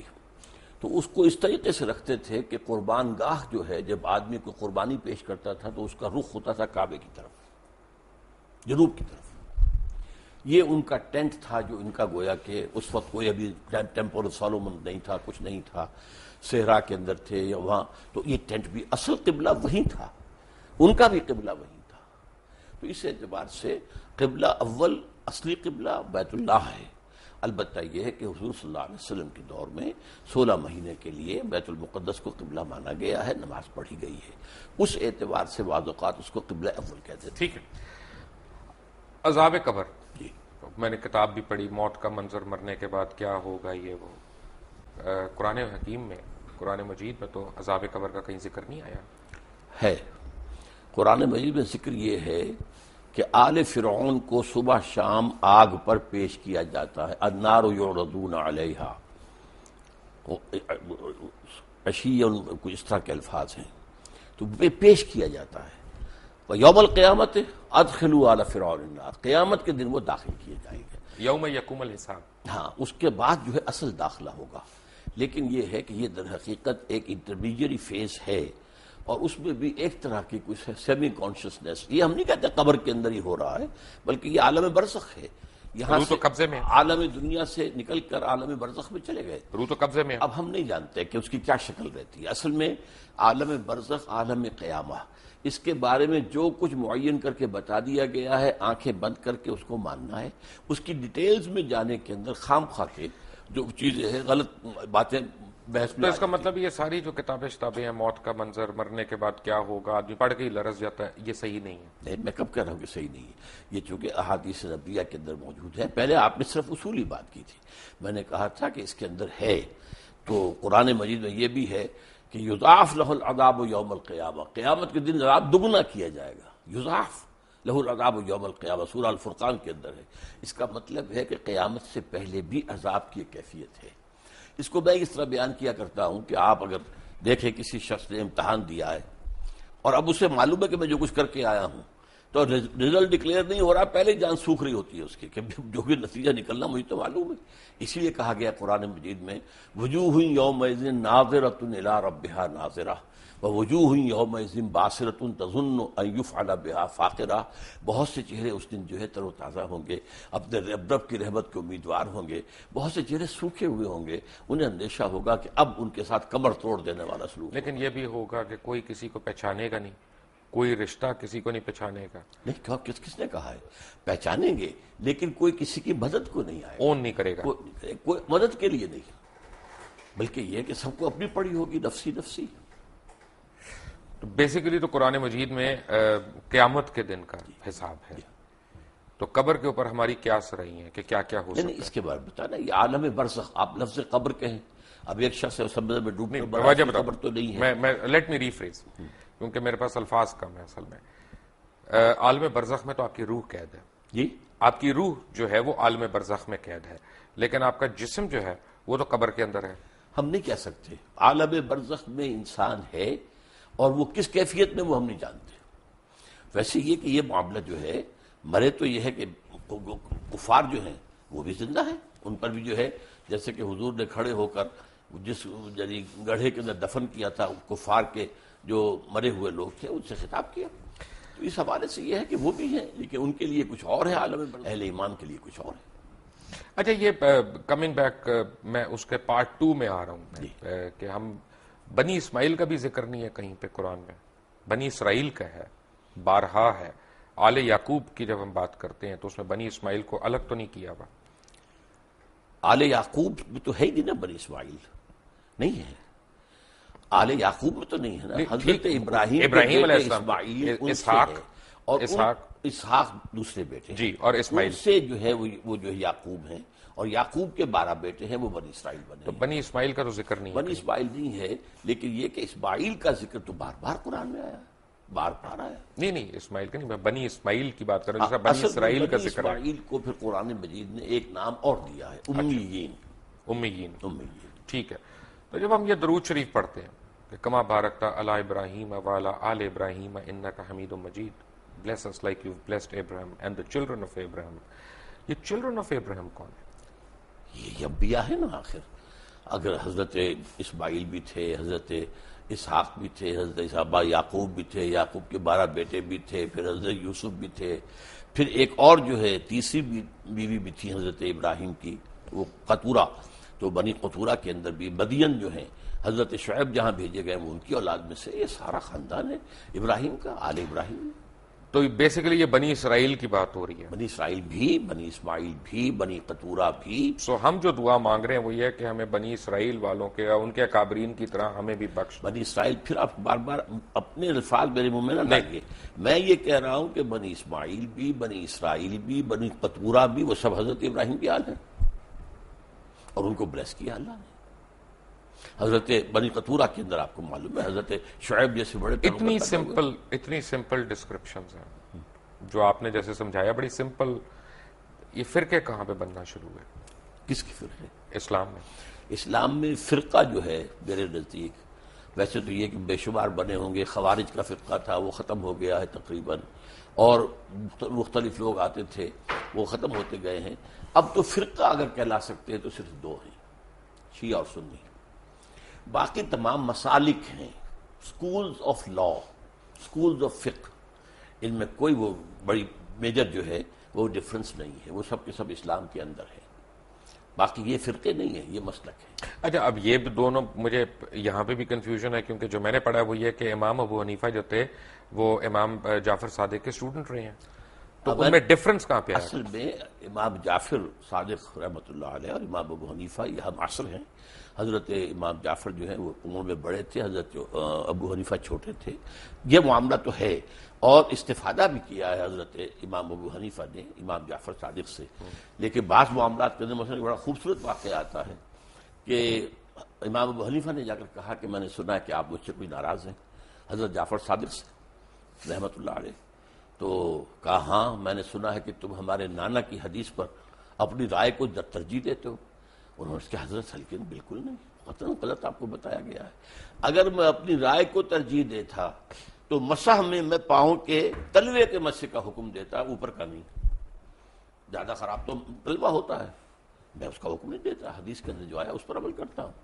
اگر میں اپنی رائے پر عمل کرتا تو رمضان کے روزے جو ہیں حائضہ عورت کے، ان کی جو ہے وہ قضا ہے، اور نماز کی نہیں. میں تو نماز کی قضا رکھتا کہ نماز پہلے ہے. تو اس حوالے سے انہوں نے کہا کہ نہیں، ان کے درمیان کوئی اختلاف نہیں تھا، بہت اچھے تعلقات تھے. پھر فرق ہونا شروع ہو گیا. اس کے بعد فرق ہوا ہے. اس کے بعد کن باتوں پہ؟ کن باتوں پہ؟ اصل میں اس کے تفاصیل میں جانا مشکل ہے میرے لیے، لیکن بہرحال یہ کہ ایک فقہ بھی رفتہ رفتہ مرتب ہوئی ہے جو کہ فقہ جعفری کہلاتی ہے.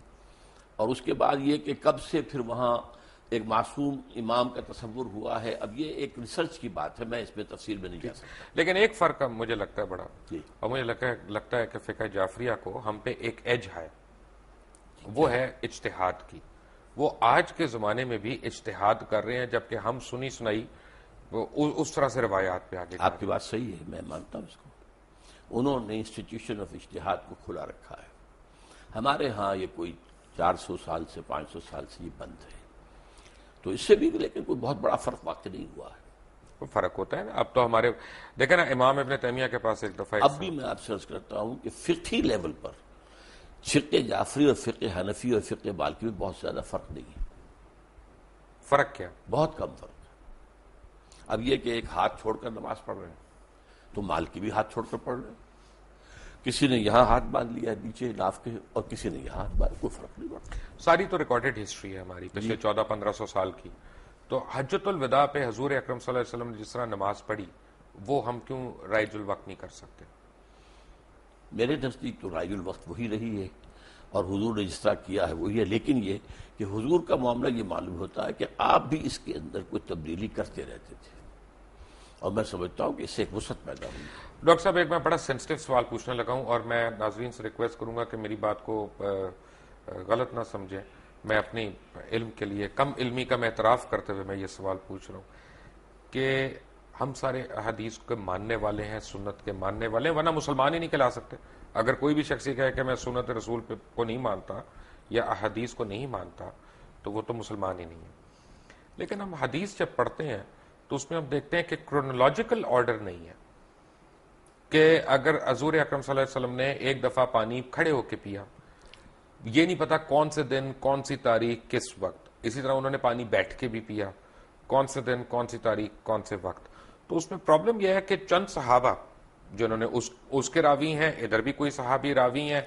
اب اب میرے اور آپ کے اوپر ڈیپینڈ کرتا ہے ہم کس صحابی کی روایت کو لے رہے ہیں. جو اس کو صحابی کی روایت کے علاوہ یہ کہ صحابی سے جب روایت ہوتے تابعین تبع تابعین تک ہوتے ہوئے محدثین تک آئی تو کون سی چین زیادہ مضبوط ہے بس.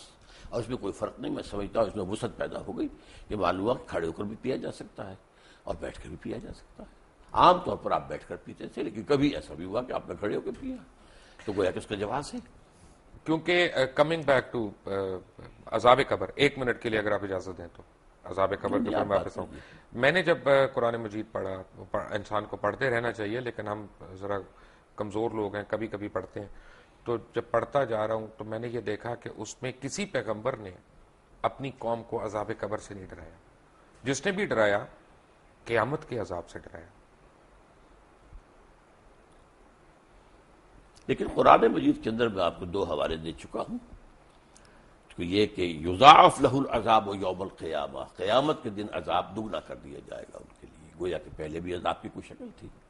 اور یہ کہ آل فرعون جو ہے صبح شام آگ پر پیش کیے جاتے ہیں، دکھا دی جاتی کہ یہ ہے تمہاری آخری منزل. لیکن قیامت کے دن پھر ان کو کہا جائے گا یوم القیامت ادخلوا آل فرعون النار. ٹھیک ہے، جب ہم پیغمبر اسلام کو ہم فالو کرتے ہیں ان لیٹر اینڈ ان اسپرٹ، اصل میں قرآن مجید میں دوسرے پیغمبروں کی بہت زیادہ تفصیلی تعلیمات آئی نہیں ہے. اصل میں جو ہے معاملہ ان کا توحید، رسالت، آخرت، اس کے اوپر زور تھا. اس سے پہلے تو بلکہ حضرت ابراہیم علیہ السلام سے پہلے تو کوئی معین یعنی وہ بھی نہیں تھی جس کو ہم شریعت کہتے ہیں، بلکہ ہم کہتے ہیں کچھ چیزیں فطرت کی ہیں جو حضرت ابراہیم سے ثابت ہیں. یہ سچ ہے کہ حضرت ابراہیم کو جب اللہ تعالیٰ نے حکم دیا کہ یہاں پہ اذان دو تو وہ ہنس پڑے. انہوں نے کہا کون آئے گا یہاں پہ؟ تو پھر اللہ تعالیٰ نے کہا نہیں، یہ میرا وعدہ ہے کہ قیامت تک لوگ تمہاری اذان کا جواب دیں گے. اور میرے علم میں یہ نہیں ہے کہ حضرت ابراہیم ہنس پڑے، میرے علم میں نہیں ہے. پتہ نہیں آپ نے کہاں پڑھا ہے. میں نے اسی طرح کی جو کتابیں ہوتی ہیں موت کا منظر وغیرہ، جی اپنا ہمارے تو ملک میں یہ بہت زیادہ دستیاب ہے نا، اور آپ جیسے علماء ان کو کھل کے بدعت بھی نہیں کہہ رہے. کوئی حرج بھی نہیں ہے، کوئی اس کے اندر کفر بھی نہیں آ جاتا. میں نے صرف آپ کو بتایا کہ میں نے نہیں کیا. بدعت تو یہیں سے شروع ہوتی ہے نا سر، وہی ابتدائی عمل ہے نا بدعت کا. اس میں کوئی شریعت کا حکم تو نہیں نکل رہا ہے نا. ایک واقعہ ہے، تاریخی ہے یا نہیں ہے، اس پر گفتگو ہو سکتی. ٹھیک ہے. اچھا، جب ہم پیغمبر اللہ تعالیٰ کے پیغمبروں کو فالو کرتے ہیں یا پیغمبر اسلام کو ہم فالو کرتے ہیں تو خلیتاً کرتے ہیں کہ کیریکٹر وائز کرتے ہیں؟ دوبارہ واضح کریں اپنے سوال. یعنی ایک تو حلیہ ہوتا ہے نا کہ آپ اس طرح کی آپ کی جسامت ہے یا آپ اس طرح کے کپڑے پہنتے ہیں، لیکن ایک آپ کا پورا فطرت ہے کہ جی وہ اچھائی کرنا، نیکی کرنا، حقوق العباد کا خیال رکھنا، حقوق اللہ کو پورا کرنا. دونوں میں سے کون سی زیادہ ضروری چیز ہے؟ دونوں چیزیں اپنی جگہ پر اہم ہیں. ایک کا ہے معاملہ محبت کا کہ حضور سے محبت کی وجہ سے ہم وضع قطع میں آپ کی پیروی کریں، آپ کی کرم اختیار کریں. جس سے بھی محبت ہوتی ہے آپ کو معلوم ہے دنیا میں ہے ہیرو ورشپ. تو اس حوالے سے یہ ہے کہ وہی وہ جنا کیپ جو ہے چل رہی ہے، یا گاندھی یا جواہر لال کٹ جو ہے وہ چل رہی تھی، واسکٹ وغیرہ وغیرہ. تو اس حوالے سے یا وہ ماؤ زے تونگ کا جو ہے وہ کوٹ خاص قسم کا.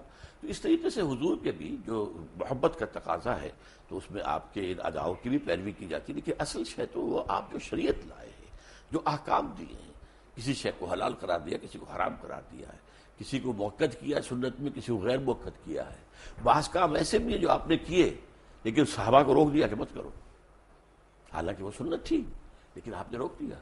صوم وصال کی ایک مثال ہے کہ آج فرض کیجیے آپ نے روزہ رکھا، شام کو افطار نہیں کیا، وہ روزہ کنٹینیو کرے ڈیورنگ دی نائٹ، اگلی صبح سے پھر وہ اگلی شام تک جا کر 2 دن کا یوم وصال، صوم وصال، 2 دن کا روزہ، کبھی 3 دن کا بھی آپ روزہ رکھ لیتے تھے. لیکن آپ نے صحابہ کو منع کیا.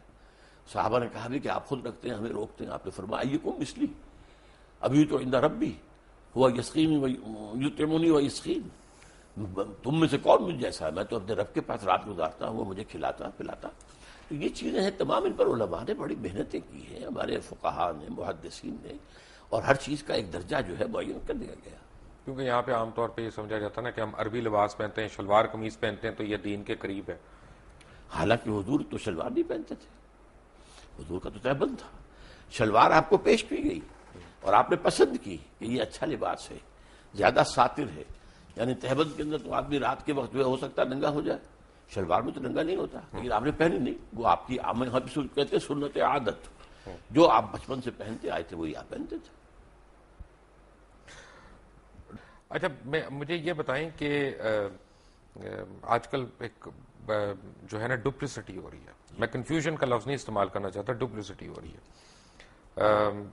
ہم ایک خاص ایک طرح کا اسلام ہم اس کو پروموٹ کر رہے ہیں, کچھ لوگ اس سے ایگری کرتے ہیں, کچھ نہیں کرتے, لیکن ہو یہ رہا ہے کہ اوور آل اسلام کا ایک جو تصور پوری یعنی میں کہوں گا کہ ویسٹ کے اوپر آ رہا ہے وہ کوئی فرینڈلی تصور نہیں ہے. وہ ہم دیکھتے ہیں, ہمارے پاسپورٹ دیکھتے ہیں امیگریشن کاؤنٹرز پہ میں کھڑا کر دیتے ہیں, کیونکہ یہی ہم دھماکے کرنے والے بھی ہم, خود کش حملے کرنے والے بھی ہم.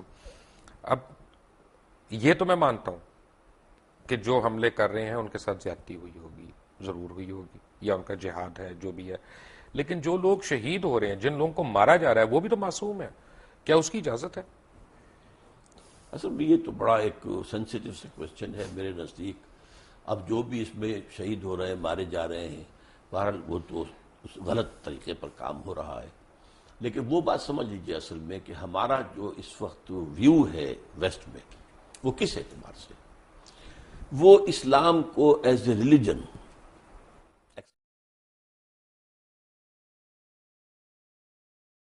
سوشو اکنامک سسٹم کے طور پر ماننے کو تیار نہیں ہے. اور انہیں خطرہ یہ نظر آ رہا ہے کہ دنیا میں مسلمانوں کے اندر ایک دبی ہوئی چنگاری ہے. وہ جو علامہ اقبال نے ابلیس کی مجلس شورا میں جو ابلیس سے کہلوایا تھا کہ نہ مجھے اشتراکیت سے کوئی ڈر ہے اور نہ جمہوریت سے ہے, اگر کوئی خطر مجھ کو تو اس امت سے ہے, اس کی خاکستر میں ہے اب تک شرار آرزو. ان میں ایک آرزو ہے کہ ہمارا ایک نظام تھا, ایک پولیٹیکل سوشو اکنامک سسٹم تھا, ہمارا اپنا جو کرمنل لا تھا, ہمارا سول لا تھا, ہمارے فیملی لاز تھے, ہمارے جو ہے لا آف ایویڈنس تھا, یہ سارے قوانین تھے ہمارے, چلے تھے, 1000 برس تک چلتے رہے. تو اب ہم دوبارہ جو ہے اس کو دنیا میں نافذ کریں, یہ چیز وہ ہے جو ویسٹ کو گوارا نہیں ہے. چنانچہ جیسے ہی پچھلی صدی کے اواخر میں یو ایس ایس آر ختم ہوا اور اس کے بعد نیٹو کو اثر نو آرگنائز کرنا شروع کیا گیا اور اس کی توسیع کی کوشش ہوئی, تو پوچھا گیا تھا نیٹو چیف سے کہ اب کس کے لیے, وہ آپ کا دشمن تو مر گیا, مرا پڑا, آپ کے قدموں میں پڑا, آپ سے بھیک مانگ رہا ہے, امداد مانگ رہا ہے. انہوں نے کہا تھا اب ہمیں خطرہ اسلامک فنڈامنٹلزم سے ہے. یہ ہے اصل جو خطرے کی بات ہے کہ جو انہیں ہے, اسی کو کرش کرنے کے لیے آپ اندازہ کیجیے جتنی بڑی جو ہے کولیشن بنی ہے افغانستان کے لیے, عراق کے لیے کیوں نہیں بن سکی, کیونکہ عراق میں کوئی اسلامی ایشو نہیں تھا, مذہبی ایشو نہیں تھا, وہاں تیل کا معاملہ تھا یا جو بھی تھا. میرے نزدیک وہ پہلا قدم تھا گریٹر اسرائیل کی طرف, اس لیے کہ جب صدام کی حکومت ختم ہوئی ہے اور اس کے مجسمے گرے ہیں تو شیرون نے کہہ دیا تھا پہلے دن عنقریب عراق پر ہمارا قبضہ ہوگا. It was the first step towards the establishment of greater Israel. یہاں ایران, یہاں افغانستان میں تو ایسی باتیں نہیں تھی. گریٹر اسرائیل کے تو تھریٹ ہم بھی ہیں, ہم کیونکہ نیوکلیئر پاور ہیں. گریٹر اسرائیل کے تھریٹ ہم نہیں ہے, we are not included in that. وہ جو بھی ہے ہمارے نیوکلیئر پاور کے خلاف جو بھی کریں, لیکن گریٹر اسرائیل جو ہے عراق ہے, شام ہے, سیریا ہے, لبنان ہے, اور حجاز کا بھی شمالی علاقہ ہے, مدینہ اور خیبر وغیرہ جہاں یہودی آباد تھے, اور ترکی کا بھی جنوبی علاقہ ہے, اور مصر کا جو بہترین علاقہ زرخیز ڈیلٹا کا, وہ سارا اس میں ہے. ویسے کافی میں یہودیوں کو جانتا ہوں جو نیو یارک وغیرہ میں رہتے ہیں, وہ بڑے خلاف ہیں اسرائیلیوں کے, کیونکہ ان کی کتابوں میں لکھا ہے کہ اسرائیل جب یہاں پہ بنے گا تو وہ آخرت کے قریب ہوگا. ہاں, لیکن یہ کہ ان کے ہاں یہ تحریک زائنزم جو ہے یہ اصل میں بنیادی طور پر سارے یہودیوں کی نہیں ہے, بلکہ یہ سیکولر ٹائپ آف جیوز کی ہے. اور یہ وہ لوگ ہیں کہ جو در حقیقت جو بینکرز ہیں بڑے بڑے, اور جو کہ کنٹرول کر رہے ہیں دنیا کی اکانومی کو, وہ زائنزم کی سب. آپ بینکنگ کی بات کر رہے ہیں, اکانومی کی بات کر رہے ہیں, جو مسلمانوں میں ایک مجھے اکانومی کی ایک مثال میں دے سکتا ہوں, وہ ہے حضرت یوسف علیہ السلام کی.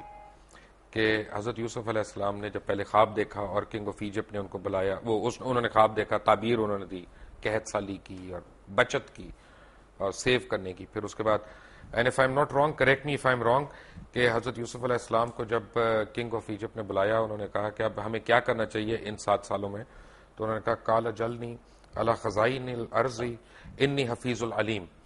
کہ اب جب انہوں نے یہ کہہ دیا اور انہوں نے کر بھی دیا اور انہوں نے خوش اسلوبی سے کر لیا, لیکن آج کل مسلمانوں میں حضرت یوسف علیہ السلام جیسا فائنانس منسٹر ہم کہاں سے لائیں گے؟ اصل میں تو مسلمان جو کہ بحثیت مجموعی کئی 100 سال کا ایک سلائیڈ ہے جو نیچے جا رہے ہیں, علمی طور پر جا رہے ہیں, سائنس کے علوم کے اعتبار سے جا رہے ہیں, ٹیکنالوجی کے اعتبار سے جا رہے ہیں, تو اس وقت تو ہم ڈیکیڈ لاٹ ہیں، حقیقت یہ ہے۔ اب اس کے اندر تو کہیں سے نئی زندگی کا شرارہ کہیں سے پھوٹے کسی جگہ پر، بحیثیت مجموعی مسلمان امت جو ہے وہ اب اس قابل نہیں ہے۔ اللہ تعالیٰ کسی ملک کے اندر ہو سکتا ہے کہ ایک نئی یعنی ایک حرارت پیدا کر دے ایمان کی، اور اس کے ذریعے سے وہاں اسلامی انقلاب آ جائے اور دنیا کو دکھا دیا جائے کہ دیکھو، come and see with your own eyes, this is Islam, یہ ہے اسلام کا نظام of social justice, come and see it. جو کچھ تم نے پڑھا ہوا تمہیں دکھا دیا گیا ہے وہ نہیں ہے اسلام، اسلام تو یہ ہے، آؤ بس دیکھو۔ تو اصل میں یہ کام ہونا تو ہے، لیکن ابھی اس کے اور اس وقت کے دور کے درمیان بہت وقفہ ہے، اور اس میں وٹ آئی فیئر از کہ امت مسلمہ پر بڑا سخت عذاب اللہ کا آنے والا ہے، جس کا سب سے بڑا حصہ عربوں پر آئے گا، and number 2 on the divine hit list seems to be Pakistani Muslims. Why? Number 1 عرب کیوں ہیں؟ ان کی مادری زبان میں قرآن ہے، ان کو تو کوئی بچت ہی نہیں، ان میں سے محمد تھے صلی اللہ علیہ وسلم، اور اسی پر وہ ناس بھی کرتے ہیں۔ تو ان کے لیے تو در حقیقت اگر وہ جیسے جیسے آزاد ہوئے، کسی نے قرآن کو اپنا امام نہیں بنایا، قبلہ کسی نے بنا لیا واشنگٹن کو، کسی نے بنا لیا ماسکو کو، they are the biggest culprits. لیکن ہمارا جو کانسیپٹ اور ہمارا معاملہ کیا؟ نمبر 2، ہم نے ایک ملک بنایا اسلام کے نام پر، لاکھوں آدمی قتل ہوئے، کروڑ انسان جو ہے ادھر سے ادھر ہوا ہے، 1 کروڑ سے کم ایسٹ پنجاب اور ویسٹ پنجاب کے درمیان، لیکن وہ اسلام کہاں ہے؟ جو اسلام آج ہمارے پاس ہے وہ تو بھارت میں بھی ہے، نمازیں وہاں بھی ہیں، مسجدیں وہاں بھی ہیں، اور ہماری حج فلائٹس ہماری جاتی ہیں، ان کی بھی جاتی ہیں، بلکہ مجھے بتایا گیا ہے کہ حج کا انتظام جو ہے وہاں، حج مشن جو ہے ہندوستان کا، وہ کہیں بہتر ہے پاکستان کے حج مشن سے۔ تو اب ہمارا جو لیڈر کا کانسیپٹ ہے، جو اسلام ہمیں لیڈر کا کانسیپٹ دیتا ہے، وہ تو ہے امر بالمعروف اور نہی عن المنکر، وہ کہاں سے ہم لائیں؟ انقلاب کے بعد ہوگا، اس سے پہلے تو نہیں۔ You have to bring about a revolution first. حضور نے ریولوشن برپا کیا، 13 سال میں ایک ریولوشنری پارٹی تیار کی ہے، دعوت ہے، تربیت ہے، تزکیہ ہے، تعلیم ہے، اور منظم کرنا ہے، ایک امیر کا حکم مانو۔ اس کے بعد باطل سے ٹکرایا ہے۔ اقبال کا ایک شعر جو ہے بہت عظیم ہے، با نشہ درویشی در ساز و دمادم زن، جو پختہ شوی خود را بر سلطنت جم زن۔ حضور کی حیات طیبہ کو 2 مصروں میں لے آیا اقبال۔ مکی دور کیا تھا؟ درویشی، دعوت، تبلیغ، نصیحت، واعظ۔ کوئی پاگل کہہ گیا، ٹھیک ہے کہہ گیا تو کہہ گیا، کسی نے مجنون کہہ دیا، ٹھیک ہے، مارا جا رہا ہے، صبر کرو، ہاتھ نہ اٹھاؤ، no raising of hands even in self defence. For 12 long years it was the order of the day. پھر جب ایک جماعت تیار ہو گئی کہ جو اصل میں جو اپنی سرفروشی کے لیے تیار تھے، سب کچھ دینے کے لیے تیار تھے، باطل سے ٹکرائے۔ با نشہ درویشی در ساز و دمادم زن، 12 سال۔ جو پختہ شبی خود را بر سلطنت جم زن، جب تیار ہو جاؤ تو اپنے آپ کو سلطنت زم سے ٹکرا دو۔ وہ ٹکر ہے جو پھر شروع ہوئی ہے مدنی دور میں آ کر، اور قتال شروع ہوا ہے، جنگ شروع ہوئی ہے، سینکڑوں صحابہ نے جانیں دی ہیں، حضور زخمی ہوئے ہیں، حضور کے دندان مبارک شہید ہوئے ہیں، خون کا فوارہ چھوٹا ہے، اور آپ کا خون اتنا گیا ہے کہ آپ بے ہوش ہو گئے ہیں، معلوم مشہور ہو گیا کہ آپ تو شہید ہو گئے ہیں۔ یہ ہے ریولوشنری پروسیس۔ اس ریولوشنری پروسیس سے کسی جگہ پر عالم اسلام میں کسی جگہ پر افسوس یہ ہے کہ ہم نے پاکستان اسی لیے بنایا تھا۔ اقبال کا تھاٹ یہی تھا، 1930 کے خطبے کی جان یہی تھی کہ انہوں نے اولاً مسلمانوں کی مسلم نیشن ہوڈ کو، تمام جو بھی سوشولوجیکل جو بھی ہو سکتے ہیں فکر، اس کے حوالے ثابت کیا کہ مسلمان ایک علیحدہ قوم، کسی بڑی قوم کی نظم نہیں ہو سکتے۔ نمبر 2، انہوں نے پیشین گوئی کی کہ ہندوستان کے شمال مغرب میں ایک اسلامی ریاست قائم ہوگی، اور نمبر 3 انہوں نے کہا اگر ایسا ہو گیا تو ہمیں موقع ملے گا کہ اسلام کے چہرے پر جو بدنما داغ اور دھبے آ گئے ہیں دور عرب امپیریلزم میں، یہ بنو امیہ اور بنو عباس جنہیں ہم خلفاء کہہ دیتے ہیں، یہ تو عرب امپیریلزم تھا۔ اس امپیریلزم کے اندر جو تصویر آتی ہے اسلام کی، دنیا اس کے حوالے سے اسلام کو جانتی ہے۔ یہ دھبے ہٹا کر پھر خلافت راشدہ کا نظام دوبارہ دنیا میں قائم کرنا، that was the Pakistan ideology, but we have failed, badly failed. Why? لمبی داستان ہے، بہت بات میں سمجھتا ہوں کہ ان میں اصل میں ایک تو جو مسلم لیگ کی تحریک کے اندر کچھ انہیرنٹ ویکنیسز تھیں وہ سامنے آئی۔ مسلم لیگ کی تحریک ایک تحریک تھی، موومنٹ، جو آندھی کی طرح آتی ہے اور بگولے کی طرح نکل جاتی ہے. تحریک جو ہے اس کے ساتھ جب تک کہ کوئی مضبوط جماعتی ڈھانچہ نہ ہو، کارڈرز، معین کارڈرز کے ساتھ ایک مضبوط جماعت، وہ آگے نہیں چل سکتی. یہی فرق تھا مسلم لیگ میں اور کانگریس میں. کانگریس ایک مضبوط جماعت تھی، اس کے کارڈرز تھے، اس کا نظم تھا. مسلم لیگ کا نہیں تھا معاملہ، وہ تو ایک تحریک تھی. اور در حقیقت ایک چونکہ ایمرجنسی کی حالت پیدا ہو چکی تھی کہ مسلمانان ہند کا کیا جو ہے مستقبل ہوگا، تو اس حوالے سے پاکستان بنتے ہی مسلم لیگ تو ختم ہو گئی، جسٹ میلٹڈ اوے. اور اس کے بعد کیا ہوا، چونکہ مسلم لیگ کی زیادہ قیادت مائنورٹی پروونسز سے آئی ہوئی تھی، ظاہر بات ہے کہ یہاں کے سنز آف دی سوائل تو وہ نہیں تھے. اب مرنا بھی تھا، ایک ایک کر کے مر گئے. اور ظاہر سے پھر یہاں پر تو سارا معاملہ جو آیا ہے پھر وڈیروں کے ہاتھ میں آ گیا، بیوروکریسی کے ہاتھ میں آ گیا. اور اس میں ایک بہت بڑی غلطی مولانا مودودی سے ہوئی، وہی جس کا پہلے ذکر ہو چکا ہے. وہ پاکستان موومنٹ سے علیحدہ رہے، انہوں نے ساتھ نہیں دیا. انہوں نے کہا کہ ہم ایک اصولی اسلامی تحریک جو ہے وہ برپا کر رہے ہیں. لیکن پاکستان میں آ کر ان سے غلطی ہوئی، انہوں نے الیکشن میں حصہ لے کر اور ایک پولیٹیکل پارٹی بنا دیا. اور نتیجہ کیا ہوا، اب گویا کہ اسلام ایک پولیٹیکل ایشو بن گیا. اس سے پہلے مولانا مودودی مطالبہ لے کر کھڑے ہوئے تھے اسلامی دستور کا. اس وقت تک چونکہ جماعت پولیٹیکل پارٹی نہیں تھی تو تمام حلقے جتنے تھے مذہبی انہوں نے ان کا ساتھ دیا. ایک غلطی یہ تھی، کیا؟ کانسٹیٹیوشن 1973 کا جو پروگرام شروع ہونے سے پہلے میں آپ سے ذکر کر رہا تھا، جس میں آپ نے مجھ سے پیج پوچھا تھا، میں نے پیج 129 آپ کو کوٹ کیا تھا. جب ہم بریک سے آئیں گے تو ہم اس کے اوپر بات کریں گے کہ اسلام ممانعت کرتا ہے بڑی سختی سے فرقہ بندی کی. ہمارا آئین جو ہے فرقوں کو ریکگنائز کر رہا ہے، اور چاہے وہ انفرادی طور پہ کر رہا ہے چاہے وہ اجتماعی طور پہ کر رہا ہے. ڈاکٹر صاحب میں نے آپ کو کانسٹیٹیوشن دکھایا، اس میں پریمبل میں ایک چیز لکھی ہوئی ہے کہ wherein the principles of democracy, freedom, equality, tolerance and social justice as enunciated by Islam shall be fully observed. اور دوسرا آگے پیج 129 پہ اسلامک پروویژنس کے اوپر لکھا ہے کہ in the application of this clause to the law of any Muslim sect, the expression Quran and Sunnah shall mean the Quran and Sunnah as interpreted by the sect. تو پہلی بات تو یعنی دو سوال. ورڈ پرسنل لا وہ اب کہاں گیا؟ Personal law of any Muslim اس کو کہیے. پہلا تو یہ ہے کہ ڈیموکریسی اور اسلام جی ان کا مجھے تو تضاد لگتا ہے. مجھے نہیں لگتا، میں بتاتا ہوں. بسم اللہ. Democracy as such is kufr and shirk. It is based on the principle of popular sovereignty. اسلام میں sovereignty belongs to God. اللہ بالکل. سروری زیبا فقط اس ذات بے ہمتا کو ہے، حکمراں ہے ایک وہی باقی بتانے آسری. اچھا، اس کا نتیجہ کیا ہے؟ اللہ کی کتاب اور اس کے رسول کی سنت، اس کی پابندی کرنی پڑے گی. اس کے اندر امرہم شورا بینہم، جہاں اللہ اور اس کے رسول کا کوئی حکم نہیں ہے وہاں بھی مشورے سے معاملہ طے کر لو. کوئی اتھارٹیرینزم، کوئی ڈکٹیٹرشپ نو، کوئی ڈائنیسٹی نو. امرہم شورا بین، دس از جمہوریت، اسلامی جمہوریت. You can say it's a controlled democracy, limited democracy. Limited by the injunctions of the Quran and the Sunnah, not by any person or any dynasty or any monarch, no whatsoever, by injunctions of the Quran and Sunnah. میں اس کی مثال دیا کرتا ہوں، بہت سادہ سی ہے، 2 minute میں ذرا لے لیجئے کہ اگر آپ کے پاس ایک گھوڑا ہے، آپ چاہتے ہیں کہ وہ بھاگے بھی نہ لیکن یہ کہ جڑ بھی نہ جائے اس کے ہاتھ پاؤں، تو آپ نے 200 گز کی رسی سے باندھ دیا ایک کھونٹے کے ساتھ. اب ایک سرکل وجود میں آ جائے گا 200 یارڈز جو ہے ریڈیس کا، اس میں گھوڑا آزاد ہے. مشرق جائے، مغرب جائے، شمال جائے، جنوب جائے، 150 گز جائے، 200 گز سے ایک گز نہ ادھر نہ ادھر نہ ادھر نہ ادھر. This is Islam. Injunctions of the Quran and the Sunnah, that is the circle. You can't cross it. لا تعتدوا حدود اللہ، تلک حدود اللہ فلا تعتدوها، تلک حدود اللہ فلا تقربوها. یہ حدود اللہ ہے، اللہ اور اس کے رسول کی سنت، اور اس کو آپ نے البتہ اس کے اندر، اب اس کے اندر فرض کیجئے کہ ایک گھر کے اندر آپ ایک پارٹی جو ہے وہ دینا چاہتے ہیں لوگوں کو، آپ اس کے اندر ڈرنک کیا دی جائے، ایک چیز ختم ہو جائے گی، شراب نہیں دی جائے گی، وہ حرام ہے، وہ دائرے سے باہر نکل گئی.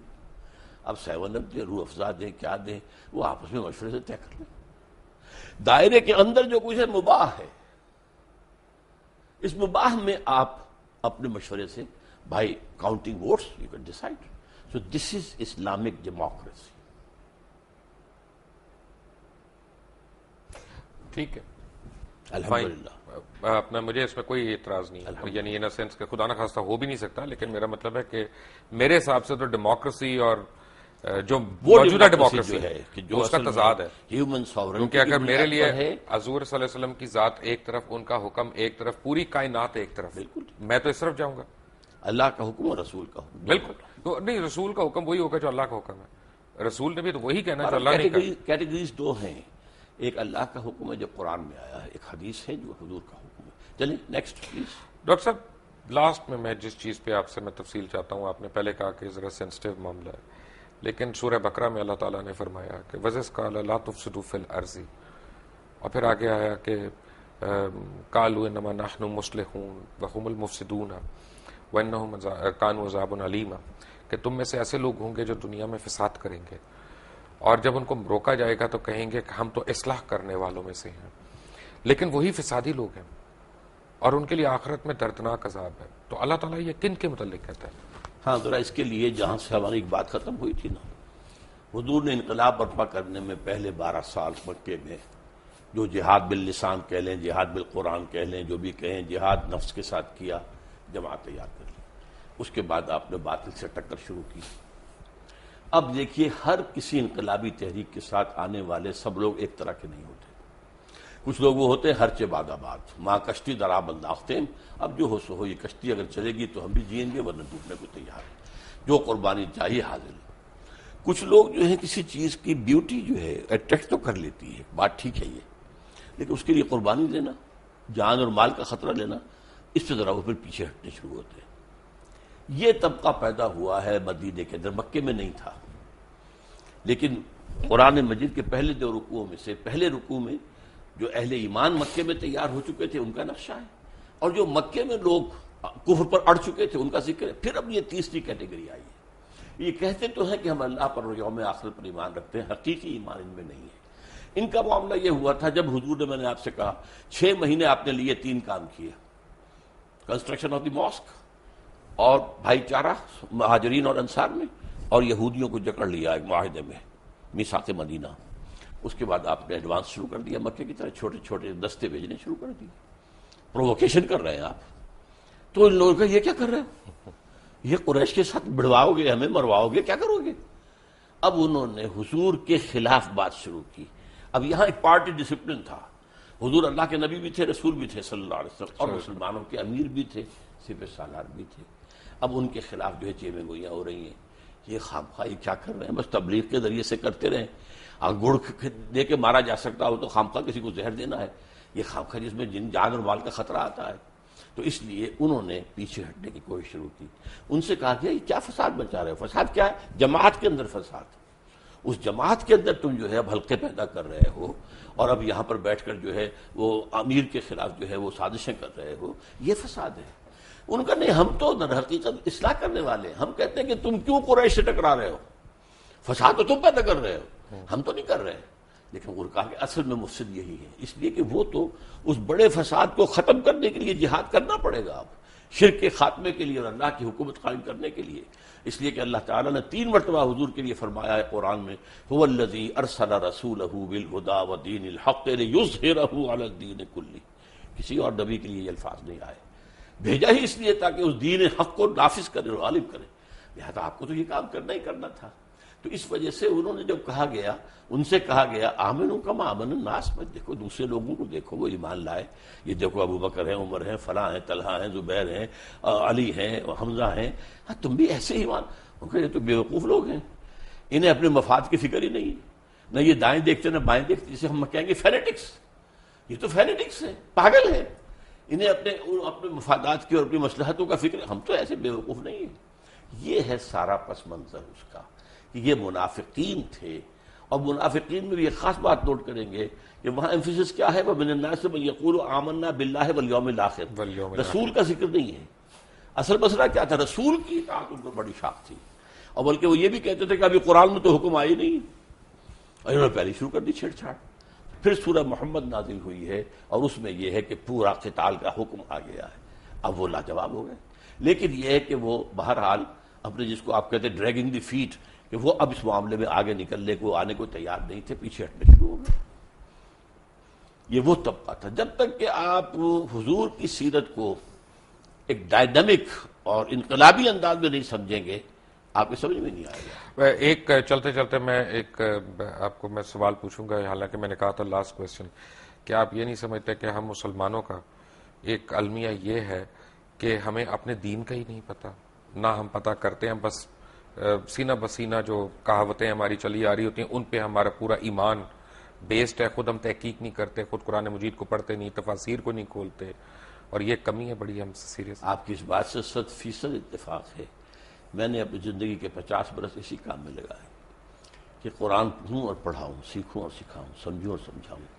خاص طور پر ایجوکیٹڈ لوگ، ڈاکٹرز ہیں، MBBS ہیں، PhDs ہیں، انجینئرس ہیں، جو شعور رکھتے ہیں. کم سے کم 100 ایسے نوجوان تیار کر چکا ہوں، ہائیلی کوالیفائڈ، جو میری ہی طرح درس قرآن اب دے رہے ہیں، اور میں نے اپنی زندگی اس کام میں لگائی. لیکن پھر یہ کہ میں نے اس کے بعد اب صرف ایک علمی بات نہیں ہے، یہ ایک اکیڈمک چیز نہیں ہے، بلکہ قرآن کی دعوت اور اس دین کو قائم کرنے کے لیے جماعت قائم کی ہے تنظیم اسلامی کے نام سے، بیعت کی بنیاد پر قائم کی ہے، جو آج کی دنیا میں بہت ہی لوگوں کے لیے حیرت انگیز بات ہے. آپ کے پرنانا نے بیعت کی تھی مولانا ابوالکلام آزاد کے ہاتھ پر، بیعت کی بنیاد پر حزب اللہ بنی 1913 میں. لیکن اس کے بعد تو معاملہ غلط. مولانا مودودی نے جماعت بنائی، بیعت کا معاملہ نہیں کیا. ہم نے بنائی ہے بیعت کی بنیاد پر ہے، اور بیعت بھی ایک حدیث صحیح، بایعنا رسول اللہ صلی اللہ علیہ وسلم علی السمع والطاعۃ فی العسر والیسر والمنشط والمکرہ وعلی اثرۃ علینا وعلی الا ننازع الامر اہلہ وعلی ان نقول بالحق عندما كنا لا نخاف فی اللہ لومۃ لائم.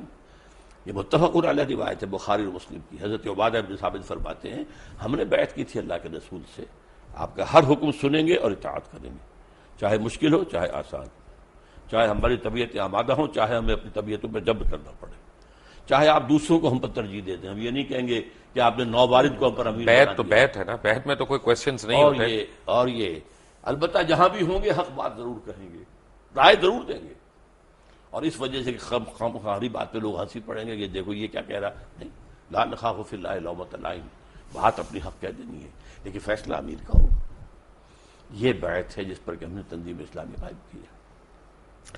ڈاکٹر صاحب آپ کا بہت بہت شکریہ، آپ آئے اور آپ نے مختلف سوالوں کے جوابات دیے، اور میں آپ کا بالخصوص اس وجہ سے شکر گزار ہوں کیونکہ ہمارے بڑے اچھے نامور علماء جو ہیں سیاست کے اوپر بات کرنا پریفر کرتے ہیں، مذہب کے اوپر بات کرنا پریفر نہیں کرتے. اور جب ہم مذہب کے اوپر بات کرتے ہیں تو ہماری اپنی جستجو ہوتی ہے، ہمارا جو شوق علم ہے وہ جو ہے ہمیں کیا کہتے ہیں سختی سے مائل کر رہا ہوتا ہے کہ نہیں یہ پوچھنا ہے یہ پوچھنا ہے. خدا نہ خواستہ اس کا مقصد گستاخی نہیں ہوتا، کہیں ایسا نہ آپ سمجھیے گا. میں چلتے چلتے اپنے ناظرین کو ایک بات کہوں کہ جیسے میں نے سورہ غاشیہ کی ایک آیت کی میں ایک انٹرپریٹیشن ڈاکٹر صاحب کو دے رہا تھا، تو ایک حدیث نبوی ہے، میں اس کی اکثر لوگوں کو بات بتاتا ہوں اپنے دوستوں کو، کہ علم حاصل کرنے کے لیے چین بھی جانا پڑے تو جاؤ، علم کی جستجو اس کے لیے اگر چین بھی جانا پڑے تو جاؤ. تو the way I look at it وہ یہ ہے کہ حضور انور صلی اللہ علیہ وسلم تو اس وقت مکے میں تھے یا مدینے میں اس وقت تشریف رکھتے تھے جب یہ حدیث آئی، تو چائنا کیوں جائیں جبکہ ساری دنیا ساری کائنات کا علم جو ہے وہ عرب کے اندر ہے، تو چائنا کیوں جائیں؟ بات یہ ہے کہ ایک تشبیہ تھی کہ آپ چائنا جا رہے ہیں، پہلے آپ ایک ریگستان کراس کر رہے ہیں، اس کے بعد آپ ایک سمندر کراس کر رہے ہیں، اس کے بعد ایک ماؤنٹ ایوریسٹ آپ کراس کر رہے ہیں. تو دنیا میں 3 سب سے بڑے آبسٹیکلز ہیں، اگر وہ آگے پیچھے کھڑے ہیں تب بھی ہوں سائڈ بائی سائڈ تب بھی آپ علم کے حصول کے لیے جائیں. تھوڑی سی غلطی ہے، سمندر بیچ میں کوئی نہیں آتا تھا. جی سمندر بیچ میں کوئی عربین سی ہے نا، عربین سی نہیں. آپ اگر عرب سے چلیں گے تو سارا خشکی کا راستہ ہے. ایک تو آپ کا میپ ہر جگہ کے پڑے ہوئے ہیں. ڈاکٹر صاحب کے میپ سے چلیں گے جی ہم انشاءاللہ، اپنے میپ سے نہیں جا سکتے، آپ کے پیچھے پیچھے چلیں گے. ڈاکٹر اسرار احمد آج ہمارے درمیان تھے. Until tomorrow. بشکل رنگ و گل بس حقیقت میں خار ہے دنیا، ایک پل میں ادھر سے ادھر 4 دن کی بہار ہے دنیا. زندگی نام رکھ دیا کس نے، موت کا انتظار ہے دنیا. جگاری لگانے کی دنیا نہیں ہے، یہ عبرت کی جا ہے.